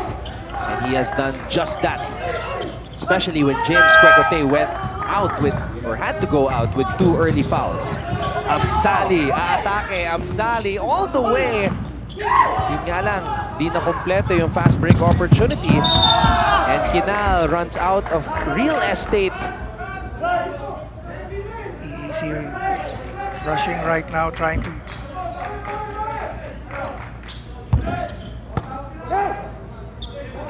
EAC EAC first half shooting from 3, 6 of 13. But in this quarter, only 1 for 7 on target. And that's a big reason as to why the Red Lions have now flipped the script and are up by 12. Andrada. May foul doon kay Kinal as Alfaro was going up for that rebound. Okay, panoorin natin si Kinal and Alfaro right under the basket. Medyo may kulang. Box out na hihawak. Hindi mo naman ginagawa yun dati, Coach Mac? Ay, hindi naman. Hindi naman yung mahuhuli. Hindi naman yung mahuhuli. With emphasis on yung hindi mahuhuli. Yung laging nakatago sa referee lang tayo. A minute and 21 remaining. Coach Oliver Buni nakaupo na. We rarely see Coach Oliver sitting down now when he coaches the Generals. Frustration setting in already. But they can still make a run. 1 minute and 20. You know, make 2 baskets, get the momentum going to the fourth. This is still a manageable lead. You just have to make stops. Kanina nga, 7-0 run agad itong EAC after that 7-0 run by San Beda to start the third. But 4 shots like that are not going to help EAC's cause today. They're forcing their shots right now. Amsali. Drada. Gallego. Can he add to his 13 points? Naagawan ni Maguliano. Maguliano kontra Amsali. Maguliano. Up and under move by JP Maguliano. Naisa niya doon si Amsali. Some ball pressure. Match up ng mga big boys to Amsali at Maguliano. Make a stop right here and then convert right there. Put the lead back down to 10. Andrada, binigay dito kay Ryan Amsali. Amsali, top of the key. There's your stop. Ayan ang sinasabi ni Coach Bakuan. Taiwan, Typhoon, Taiwan! There's your conversion, down to 10. All right. Marvin Taiwan living up to his moniker given to him by his teammates. Gallego, turnaround jumper, making basketball look easy breezy. That's a momentum killer for EAC. Big shot by JV Gallego. Skills. That's what these NCAA players have. Kwekote, outside sniping. Maguliano, the ability to control his body on the break, drawing a foul. And then you saw one. Here's another from James Canlas Kwekote. How about the speed from Typhoon Taiwan all the way to the basket? But his team, EAC, down by 12 as we get ready for the fourth and final quarter of this matchup. From right inside the St. Benil Gym in LSGH, it is San Beda leading EAC 70-58. Fourth quarter sa aming pagbabalik. This is our coverage of NCAA Season 97. Stronger together, buo ang puso.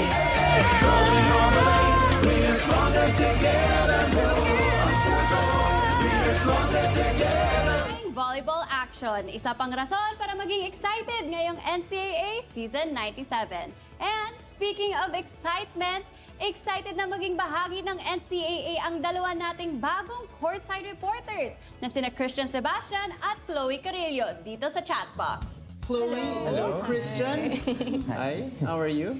Doing great, doing great. Doing great. Okay, excited ba kayo being a courtside reporter? Kasi bigyan natin ng context mga courses nila, medtech, techcom. Yeah.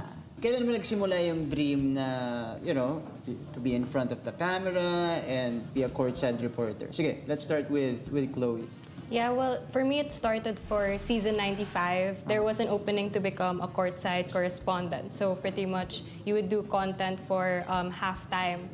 And then when I auditioned for that, I didn't realize that I was too young for the age requirement. And then after 2 years, I was 17 at the time that I auditioned. Okay. And then after that, I saw that there was an opening for... This is our coverage of NCAA Season 97.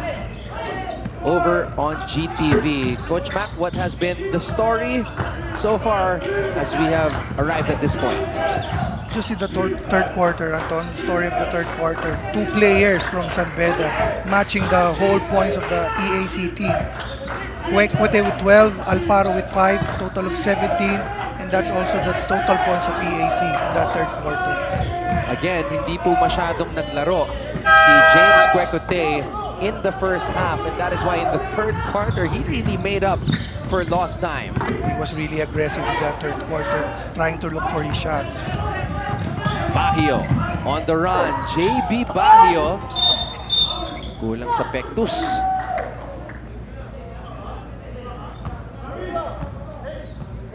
JB Bahio struggling in this game. 0 for 2. And we were talking about him in the pregame. His only points came from the free throw line. JB Bahio in his season 97 debut, 12 points, 8 rebounds, 2 blocks, 1 assist. But siguro he became a marked man after that performance. Maybe Coach Oliver's scouting report is number 1, stop JB Bahio.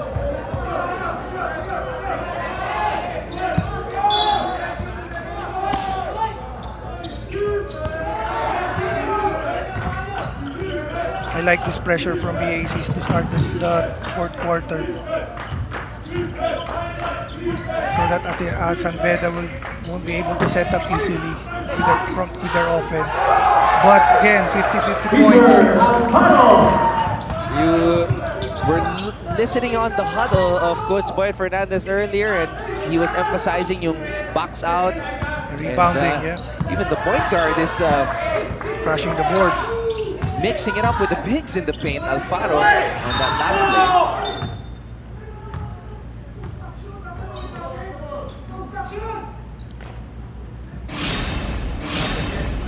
Ito, panoorin natin, Coach, si Alfaro. Dalawa yung challenge ni Alfaro, and that is why he was flexing on them after that rebound. Sino yung mga naging teammate mo, Coach Mac, na ganyan, na maangas na mag-flex na ganyan tuwing nakaka-score?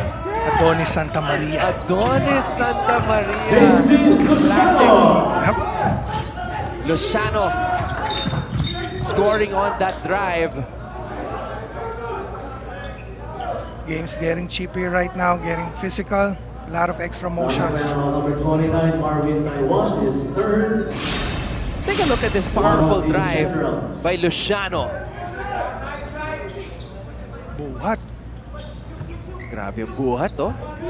Through his entire body at Andrada.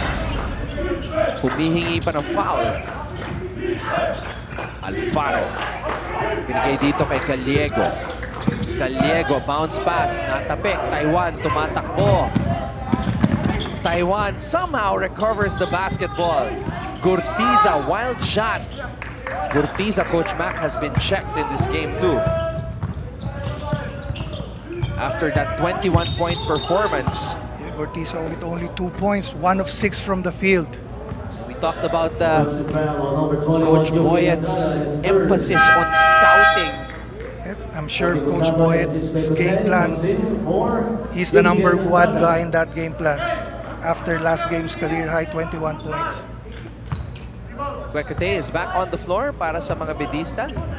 Joining Alfaro, Kuntapay, Bahio, and Sanchez. Same play a while ago, but they didn't see the lob. Gurtiza has the ball in the corner. Gurtiza. Oh, Maguliano almost lost his balance. JP, jump hook. Sayang. But Maguliano grabs his own miss. Maguliano off the glass. Maguliano. You can see Coach Boy's frustration. Second chance, rebound. He just talked about that during that timeout.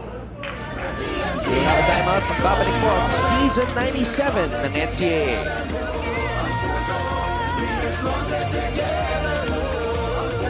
Iba-iba tayong mga Pilipino. Magkakaiba tayo ng pinanggalingan. Matatagpuan tayo saan man sa mundo.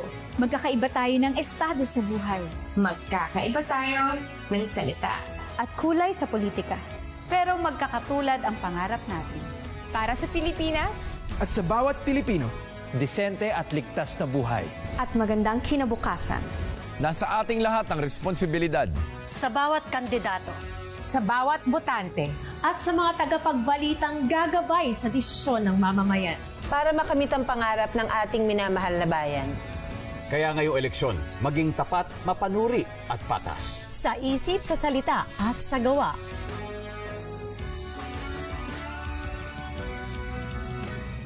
Lahat tayo dapat totoo.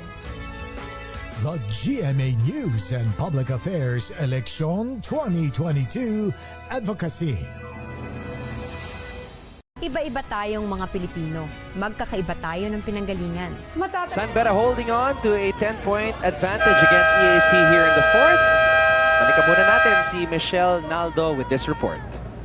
Anton and coach, the EAC Generals have been putting pressure on the Red Lions, but in this fourth quarter, they have finally found their footing, it seems. However, they're not just here to win, but also to be able to execute Coach Boyet's system flawlessly. Captain Bol Penuela shares, we just need to perform better than how we have been doing so far. Goal lang namin talaga is to execute the system more and play for one another. Pag nagawa namin yon, then good results will come. Back to you. Thank you very much, Michelle.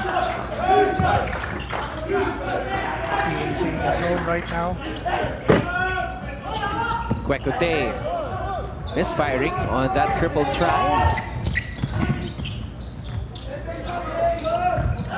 Luciano. And again, Luciano.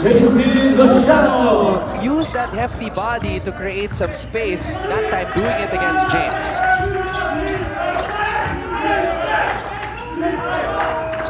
This is Franz Abuda, binigay kay JB Bahio. Nice cut by Kunapa. Yun nga lang. Hindi na-convert. The gimme. Pagkakataon para sa EAC. Luciano, hilingi yung bola. Yun nga lang. Masyadong nagpadali. Ralph Beda coming in for Peter Albano. Luciano was feeling it after that move earlier, so wanted the ball, kaya lang spinning too fast for his own good. Right now, San Beda's dominating the second chance points 13-2. That's why you have that 8-point lead. Kwekute, atake. James Kwekute, power move. Just unable to complete it. Taiwan tumatakbo. Marvin Taiwan! Uh-oh, parang may iniinda na si Marvin Taiwan na si... he's feeling cramps. Stomping his right foot. I think he took off for that layup. He felt that cramp. Penuela, titira mula sa labas. Ralph Penuela. Ralph Penuela, 3 points. Balik sa siyam. Lamang ng San Beda. All right, at this moment, let's go back to Sofia Rodelas for this report on EAC. Thank you so much, Anton. They don't want to repeat their last game mistakes this time. Kaya narinig ko nga kanina sa huddle, sabi ni Coach Oliver, na dahan-dahan lang pero wag lagi umabot sa nauubusan na ng oras. This is definitely a tough match for the Generals as they expected a big game against the Lions. Tinatrabaho pa rin daw ang communication at chemistry, which Coach Oliver feels that they're lacking since they only have an almost 2 months preparation coming for today's game. It's not over yet, ika nga, at they have every minute to count for today's game. Pero alam mo, they have to make every minute worth it against the San Beda Red Lions, and I'm pretty sure they can come up with a game plan. Back to you, Anton and Coach. Coach Mac, before this game, you were explaining the reasons kung bakit natalo ang EAC against Mapua. And yun nga, they don't want the same story to happen all over again. Yes, you can tell kanina, ine-emphasize na Coach Oliver, wag nagmamadali. Wag tayo nagmamadali. Just like last game, last 7 minutes, they couldn't make a basket already. Robin, binigay ang bola dito kay Taiwan. Shot! Marvin Taiwan, but somehow was able to get that shot to fall. Pwede pa to para sa Generals, down by just 7. But Penuela with a confident-looking jumper. Yung shooting form ni Penuela, parang hirap i-block ng tira niya. He's also big, ha? If you compare him to the other point guards.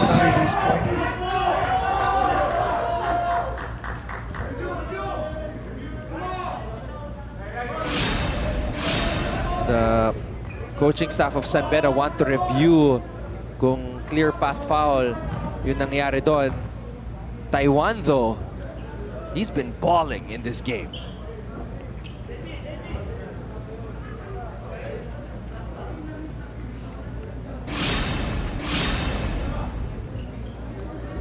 Marwin Taiwan.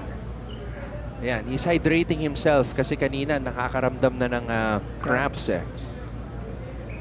This is the home stretch, Coach Mac. 3 minutes, 36 seconds to go in the fourth. Yes, you got to go all out here already. Cut the lead down. Make a few stops. But the problem with EAC, they're not making stops down here. Ito yung... what do you think, Coach Mac? Was that a clear path? There was a guy in front. All right, so the referees reviewed it, and it was the good call. It was not a clear path foul. So regular foul, mananatili ang bola dito sa mga bedista.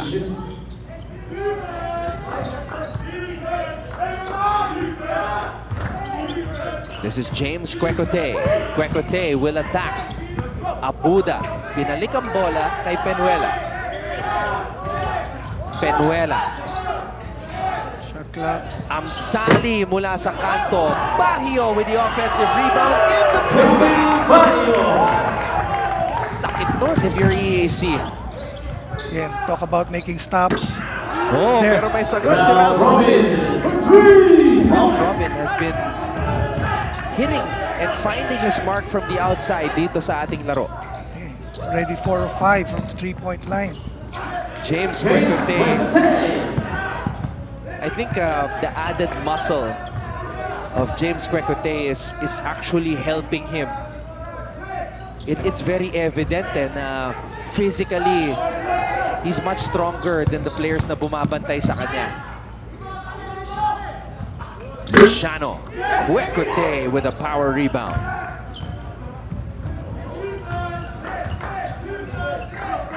So Beda now trying to use some clock.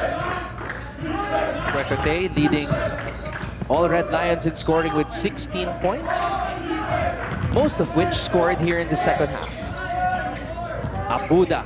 Uy, layong step back para kay France. I have not seen that from France before. Napakalayong step back. Robin. Yun na. Not a good time to miss para kay Robin.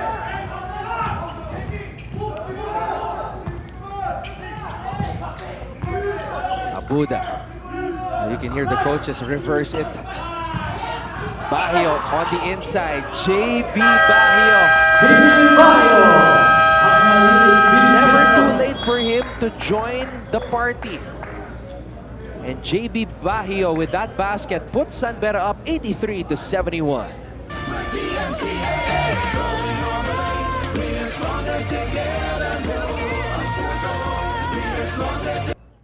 Hi, I'm Howie Severino. My colleagues and I developed this idea of creating a podcast as a safe space for sharing insights with leaders and interesting people across diverse backgrounds. I've been a journalist for 33 years as a newspaper reporter, news anchor, online editor, and documentary maker. But podcasting is fresh territory for me. Check out the Howie Severino podcast, an original for GMA News and Public Affairs. New episodes will stream every Thursday. Listen for free on Spotify, Apple Podcasts, Google Podcasts, and other platforms. Empower yourselves and be safe.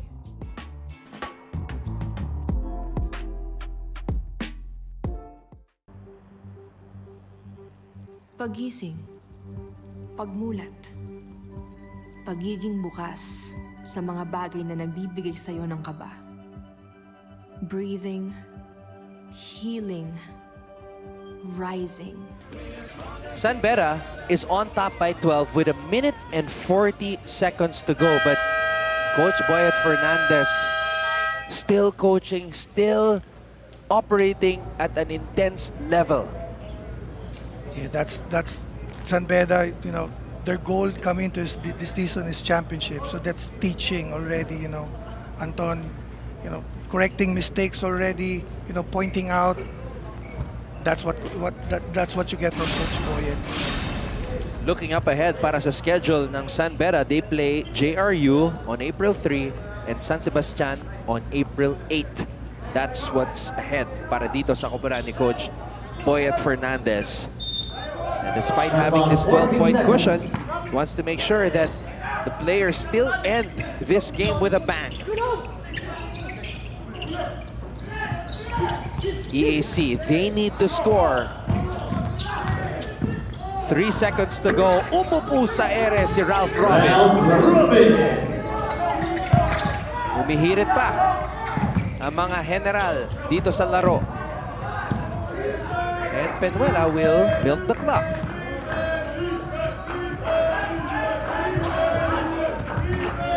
Penuela calling for a pick, does not use it, uses a crossover. And there's that, oh no.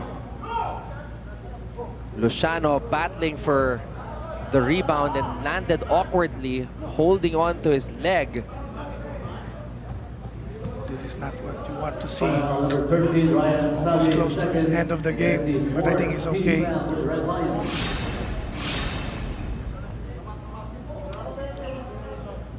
Tamaan ang tuhod. Tapos nataganan. Pero grabe, you see the scavenger DNA of Franz Abuda. Biglang lumitaw eh. Akala mo yun kalaban ng lamang eh. Akala ni Luciano, siya lang yung, he was all alone there for the rebound. Biglang may Franz Abuda na dumating. Oh, Taiwan, how did he get that shot to go? There were 2 red shirts in front of him. Nakasingit pa ng isa, si Marwin Taiwan. Penuela.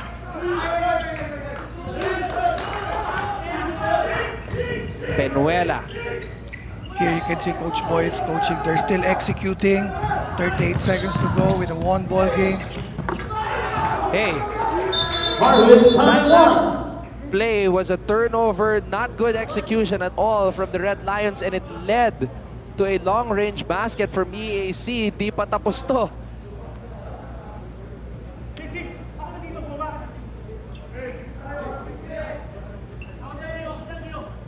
They're reviewing for.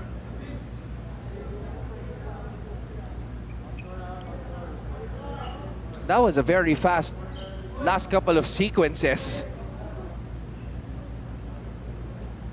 Commissioner Bay Cristobal is not even there. He seated a few rows back, allowing his staff to check that last play.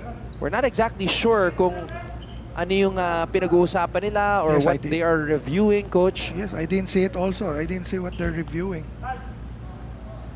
Okay, referee Jaime Rivano is jogging over to the other side. Pakinggan natin yung announcement. The 2-point conversion of Marwin Taiwan is a 3 points. They were reviewing it kung 2 or 3. Laki nun, Coach Mac. Yes. 5 na lang. Official score 78 and 83 for the Red Lions. Red Lions are playing with fire right now. Amsali throws it back out to Penuela. Good decision. Penuela looking up at the clock. Penuela tells James to get the ball. This is James Quecote. Could this be the dagger? And that right there. Is that gonna count? That was like a punch to the liver if you're EAC, because Quecote forced to a tough shot. Di pa nila nakuha yung rebound. Ngayon ang tanong, was it good? Did Amsali get this shot Still off in his hands. in time? Close. So close, so close. Close. Okay, problema yan. And that's the problem that the staff of Commissioner Bay Cristobal will have to decide upon. They're looking at it very closely.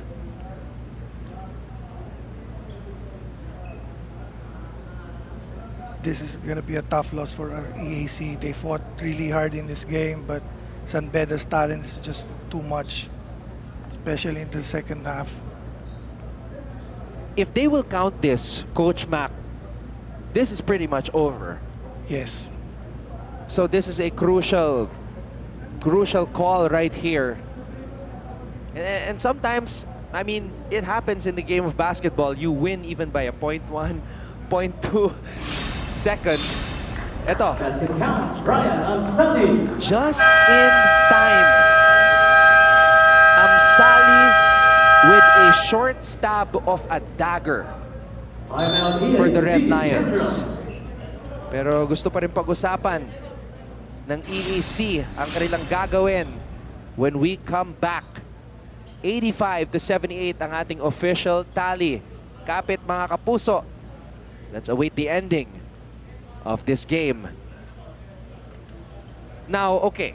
So the score officially, Coach Mac, is 85-78. Your EAC, go for the 3, you go for the quick 2. What do you do? Yes, I think this time it's all about really execution.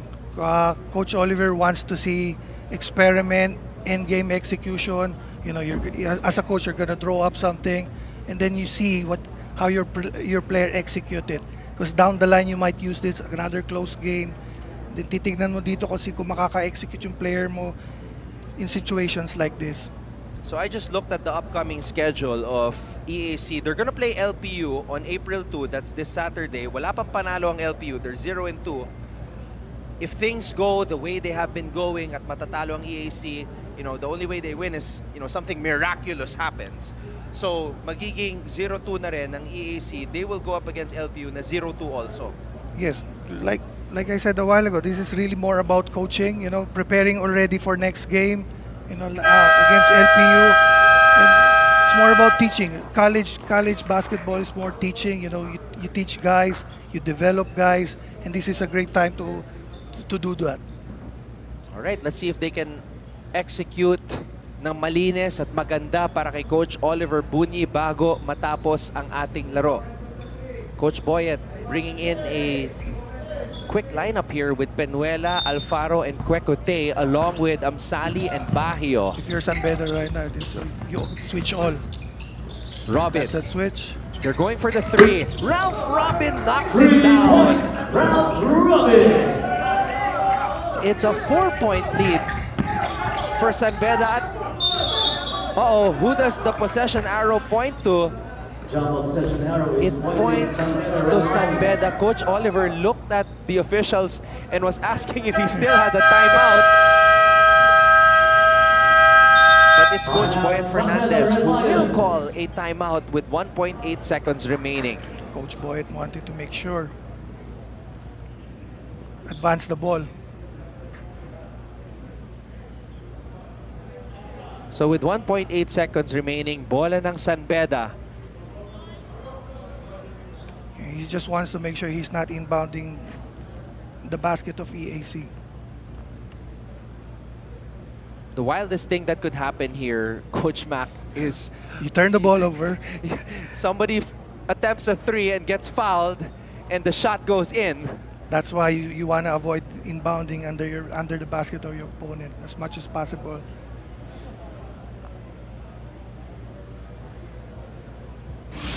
All right, let's take a look at this last sequence right here kung saan nakascore pa si Ralph Robin, who will be added to the list of marked men, marked generals.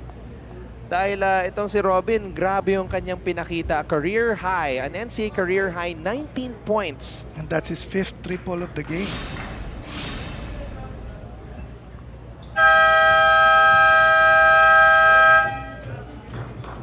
All right, so let's see what Coach Boyet Fernandez drew up.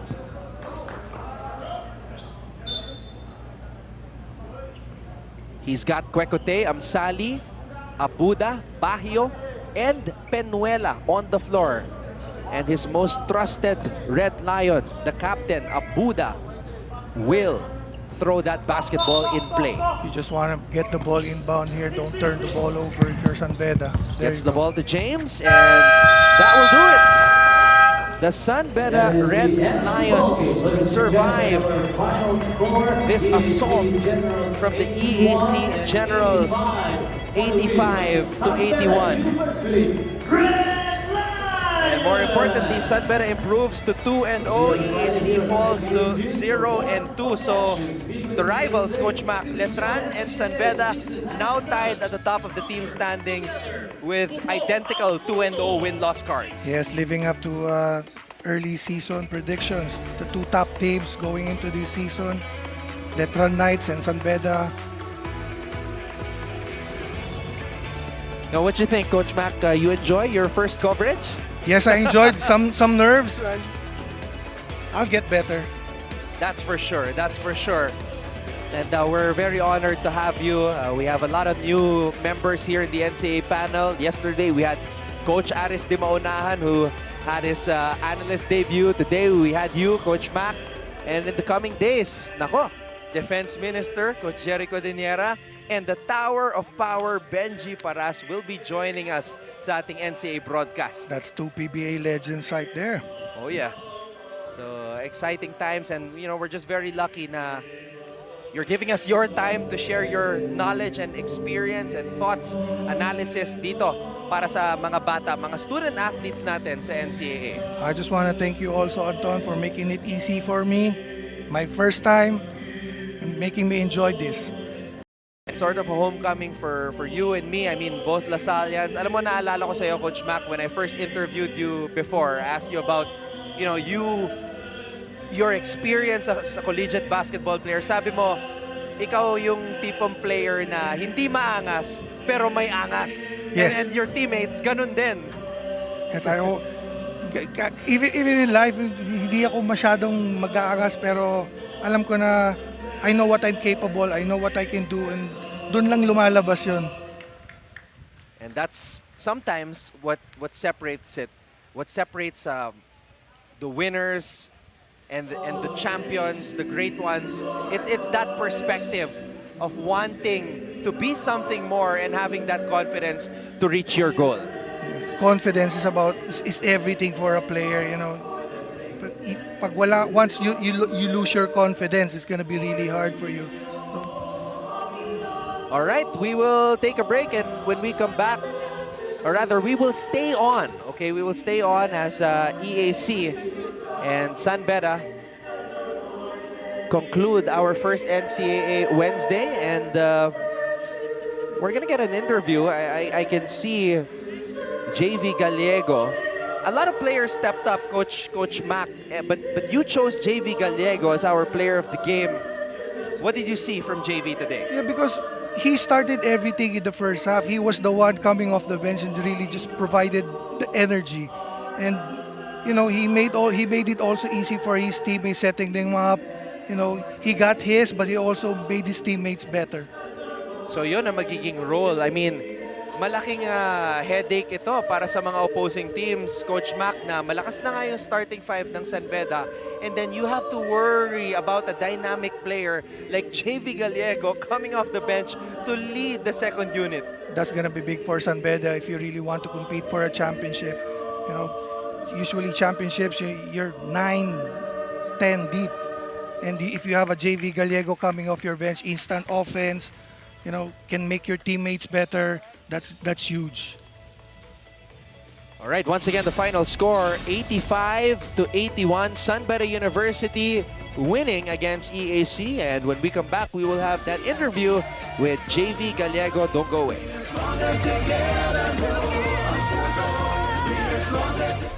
It's always nice to see fresh faces starting out in the industry and accompanying them on their journey as they grow to be broadcast professionals.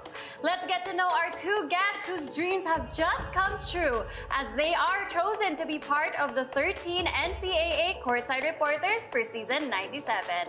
On Chatbox, here are Avia Zunic and Eden Hernandez. Woo! Hi. Hi, ladies. Hello. Hello. Hi, How are you I'm doing? good. First off, we want to congratulate you for getting selected out of hundreds to audition for courtside reporters. Thank you. Feelings first, because you've been through a lot since that that confirmation, that announcement up to here. Dami niyo ng dumaan. Feelings about being courtside reporter for the NCAA. So let's start with Avia. For me, this is also overwhelming.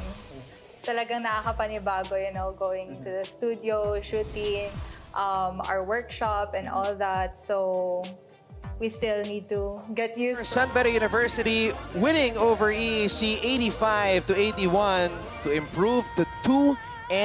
And Michelle Naldo is standing courtside right now with our best player of the game, JV Gallego.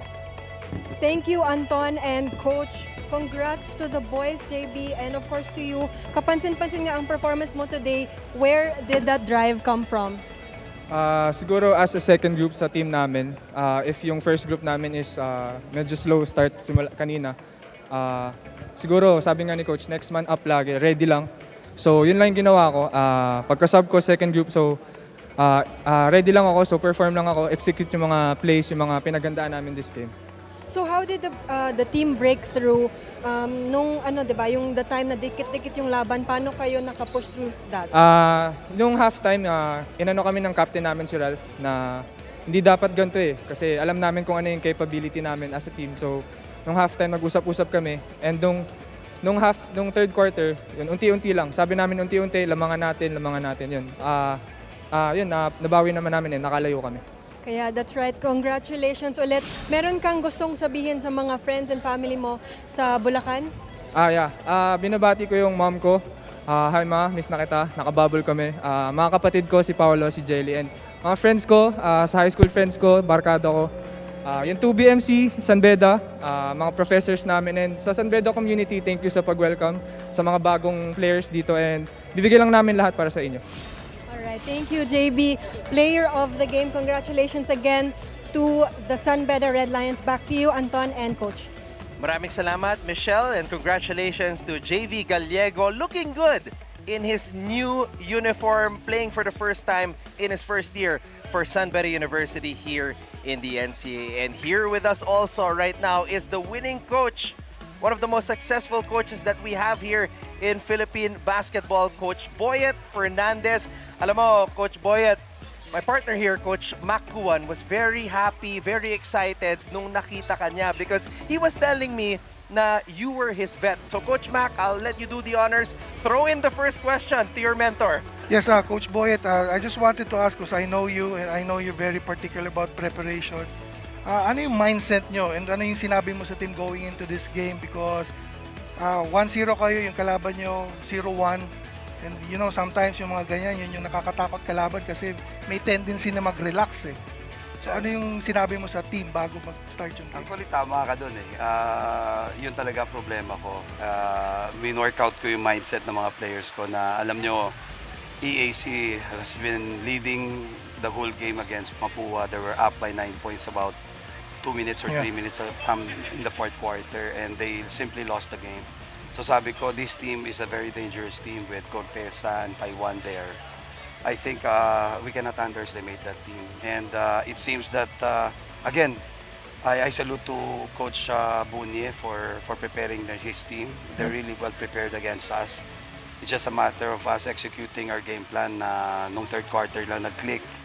And I'm happy na nag-step up naman yung ibang players. But, we limited Gortisa to 3 points. But again, Robin to step up again. So, medyo hindi mo talaga pwedeng i-underestimate yung EAC. I think if EAC will continue to play as a team and they continue to stay together with their coach, I think may mananalo rin sila. And I'm just happy na natapos na namin itong EAC. And we just look forward for the next game. And hopefully we learn from the lessons from we had here in this game. And hopefully we move forward and look for our next game against GRU. Coach Boy and Coach Mac was talking about how you're very serious, very meticulous, especially with regards to scouting. When you came up here with us, you were holding a stat sheet I want to ask you, Coach, ano ba yung unang tinignan mo when you were checking out the stat sheet of today's game? Well, first of all, look at my turnovers. Medyo masama nga yung turnovers namin. And especially, syempre, tinignan ko rin kung sino yung top scorer sa kabila kasi we're trying to limit both Taiwan and Corteza. But it seems that sabi ko nga, Robin take charge in this game. They make the shots, Magiliano step up even though he didn't play last game. So, because of injury. So we never expected that they will come out like this. But again, as what I always said, credit to EAC for this. And I thank EAC for this lesson. And hopefully when we get back to our bubble in Taytay, we learn the lessons, we think over that and look forward for our next game, especially at GRU on Sunday. Spoken like a true champion, Coach. Coach, this is a great moment. You guys reunited, pero I'm sure a lot of people are watching right now, Coach Boyet. So this is time for you to invite everybody, lahat ng mga sumusuporta sa inyo this NCAA Season 97. Well, unang-una, nagpapasalamat po ako kay Boss MVP for his support as well as the whole San Beda community, the San Beda priest, for giving us the opportunity to stay at San Beda Taytay. It was really a good place for us and thank you for that. And inimbita ko lahat ng mga San Beda community alumni to watch our game. I know this is a new team for us, a transition one, but hopefully you continue to support us. And Coach Gino says hi to his family anyway. Ayan, si Coach Gino. May pabilin. Again, thank you. And sana po, nood kayo lagi sa GMA, sa GTV, and support San Beda Red Lions. Thank you. All right, we have Coach Boyet Fernandez. Congratulations, Coach. Let's turn it over to Sofia Rodelas, who is with Peter Alfaro. Thank you so much, Anton. Today, I'm here with Peter Alfaro. Talagang siya ang isa sa mga key players for today's game para sa San Beda. Pero I want to ask you, Peter, how much has Zamboanga influenced you for this playing season? Zamboanga kasi influenced me in a way na kasi yung parents ko is from Zamboanga. My dad was a former PBA player. So, isang privilege to na mga paglaro dito sa Big League, knowing na yung dad ko is a former PBA player. And ayun nga, sinusuportahan nila ako throughout my basketball career. Pero do you want to say anything para sa mga family mo at home watching you right now? I just want to say hi sa family ko sa Zamboanga, my parents, dalawang kapatid ko, Jo Marie and Kuya Marius, sa girlfriend ko din, sa former coaches ko. I just want to say thank you sa support na binigay niyo sa akin. This is all for you guys and for God. Alright, thank you so much, Peter. I think talaga namang ready at ang dami talagang influence si Peter coming for today's game. Pero back to you muna sa ating panel for today. Maraming salamat, Sofia. Now, Coach Mac, we heard from your mentor, Coach Boyet Fernandez. We heard from JV Gallego and, of course, Peter Alfaro. What can you say about the point guards, being that was your position? What can you say about the guards that you saw today, lalo na from the Red Lions? Yes, Red Lions, like JV Gallego, like I said, I like the way he step up today. I like the way he set up his teammates. And yung balance ng when to get my shots and when to get my teammates involved is very big for a point guard. Especially college level, you have to learn that. And also, he has that ability also, Coach Mac, to switch to the two, get his own shot. So, grabe, napakalalim, napaka-dynamic na mga weapons at the disposal of Coach Boyet Fernandez. Yes. Pero yung mga bigs, grabe rin yung mga bigs, ha? Who impressed you the most among the bigs that you saw from the Red Lions? Bayo. Bayo, okay. Yeah. Even though he didn't play well today, but I can see yung hustle niya, yung effort niya. As for a big, you like the way he sets his screens to get your teammates involved. Malaking bagay yung the little details na mga na-free up mo yung mga teammates mo. That's a lost art right now, yung mga setting screens. And siya yung nakita ko today na solid yung mga screen na talagang tumatama. And one guy na napaka-solid was a guy who has always been good in high school. Now he's in the collegiate level. I'm talking, of course, about Ryan Amsali. Grabe yung kanyang game today. We could see him bringing down the ball, throwing no-look passes. He could shoot outside, inside, and he's very vocal despite being a rookie. Yes. For a big guy, he can also bring down the ball, and very versatile big. All right, so let's try to hear more from Ryan Amsali, nakasama ngayon ni Michelle Naldo. That's right, Anton and Coach Ryan Amsali here with me, someone new to the NCAA and new to the team. Ryan, can you tell us how is it like to be in a powerhouse team like San Beda? Well, nandun yung pressure. Siyempre, San Beda yung dinadala namin. Pag sinabing San Beda kasi lagi nagcha-champion sa NCAA. So, andun yung pressure pero kinakaya naman namin yan as a rookie. Right. You mentioned that kinakaya nyo. What can you commit personally to contribute to the team? Siguro bibigay ko yung best ko every single game namin. Parang kasi alam ko naman kung ano yung role ko. So, yun lang. Yung minsan iba, yung nagme-mistake sila. So, yun, nag-step up ako minsan para sa team namin, para manalo. Alright, and good luck to that journey of yours. Meron ka bang gustong banggitin sa family and friends mo there in Zamboanga? Binabati ko yung mga pamilya ko at saka kaibigan ko sa Zamboanga City. Miss ko na kayo dyan. Ingat kayo palagi dyan. Alright, there we have it. Anton and Coach, balik sa inyo. Coach Mac, we were talking about confidence and the demeanor of a player, and we've been mentioning it. Despite Ryan Amsali being a rookie, he is not lacking pagdating sa kumpiyansa. Yeah, he plays like a veteran. And he also has the physical attributes to do that, the big body. Pero alam mo, may mga bagong players din eh. Itong San Beda, we saw at one point, all 5 players, mga bago para kay Coach Boyet Fernandez. And Justin Sanchez was one of the players na nakita natin. A lot of long and lanky players, Yukian Andrada. Pero si Sanchez, what can you say about this kid? Very long, lanky nga, like you said, and you know, the hustle na naibibigay niya sa team na to is very big. And of course, San Beda is going to need that. The variety and the wealth of players at the disposal of Coach Boyet Fernandez if they want to reclaim the championship dito sa Season 97. And now Sofia Rodelas is with the new player from San Beda University, Justin Sanchez. Kaya naman punta natin si Sofia. Thank you so much, Anton. Talaga namang player to watch sa rookie ito si Justin, no? Pero matanong kita, Justin, what does it feel playing for the collegiate league now? Kasi di ba naglaro ka for the Red Cubs back then? First po, sobrang nakakapanibago kasi sa high school po, more on individual talent tsaka individual skills talaga yung gagamitin mo doon. Dito po kasi sa college, more on systematic. Lalos na yung gusto po talaga ng mga every coach, every players, gusto talaga nila nag-i-stick dun sa system namin. At syempre, hindi naman basta-basta na sisirain mo yung system na yon. Kailangan talaga mag-stick ka dun. So, how does it feel, di ba? Kasi you're coming to this league na rookie ka. How has been the treatment of the veterans to you since you're playing as a rookie? Unang-una nagpapasalamat ako sa mga veterans namin kasi sobrang hindi sila yung expect ko na talagang, alam mo yon, yung maglalaro ka na lang talaga as a rookie na maninibago ka, ganun.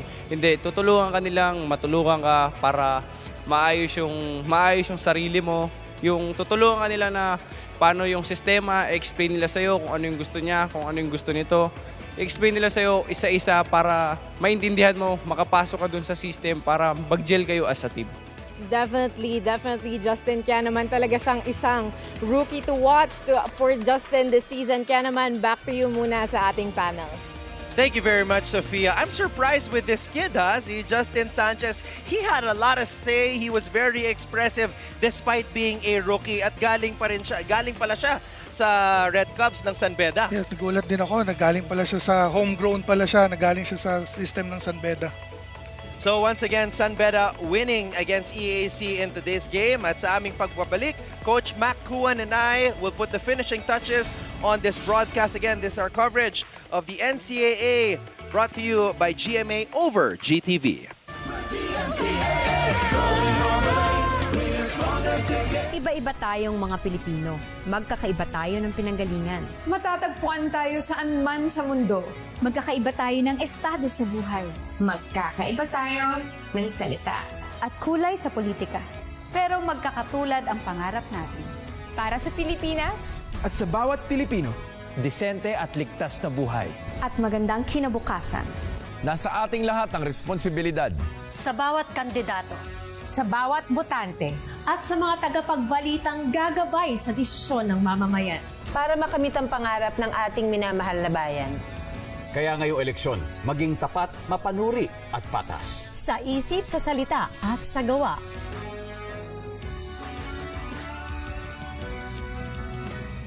Lahat tayo dapat totoo. The GMA News and Public Affairs Election 2022 Advocacy. Iba-iba tayong mga Pilipino. Magkakaiba tayo ng pinanggalingan. Matatagpuan tayo saan man sa mundo. We are still here inside the St. Benil Gym in LaSalle Green Hills where we have just completed another exciting game day. Imagine, Coach Makuan, this is just the 4th game day dito sa NCAA Season 97. Pero napaka-exciting na ating mga laro. Very unpredictable and I can't wait for the games ahead. Yes, like you said, 4th game pa lang pero ang dami na nangyari. Fireworks, like today's game. A team like a EAC really challenging San Beda, making it hard for them until that last 3 or 4 minutes.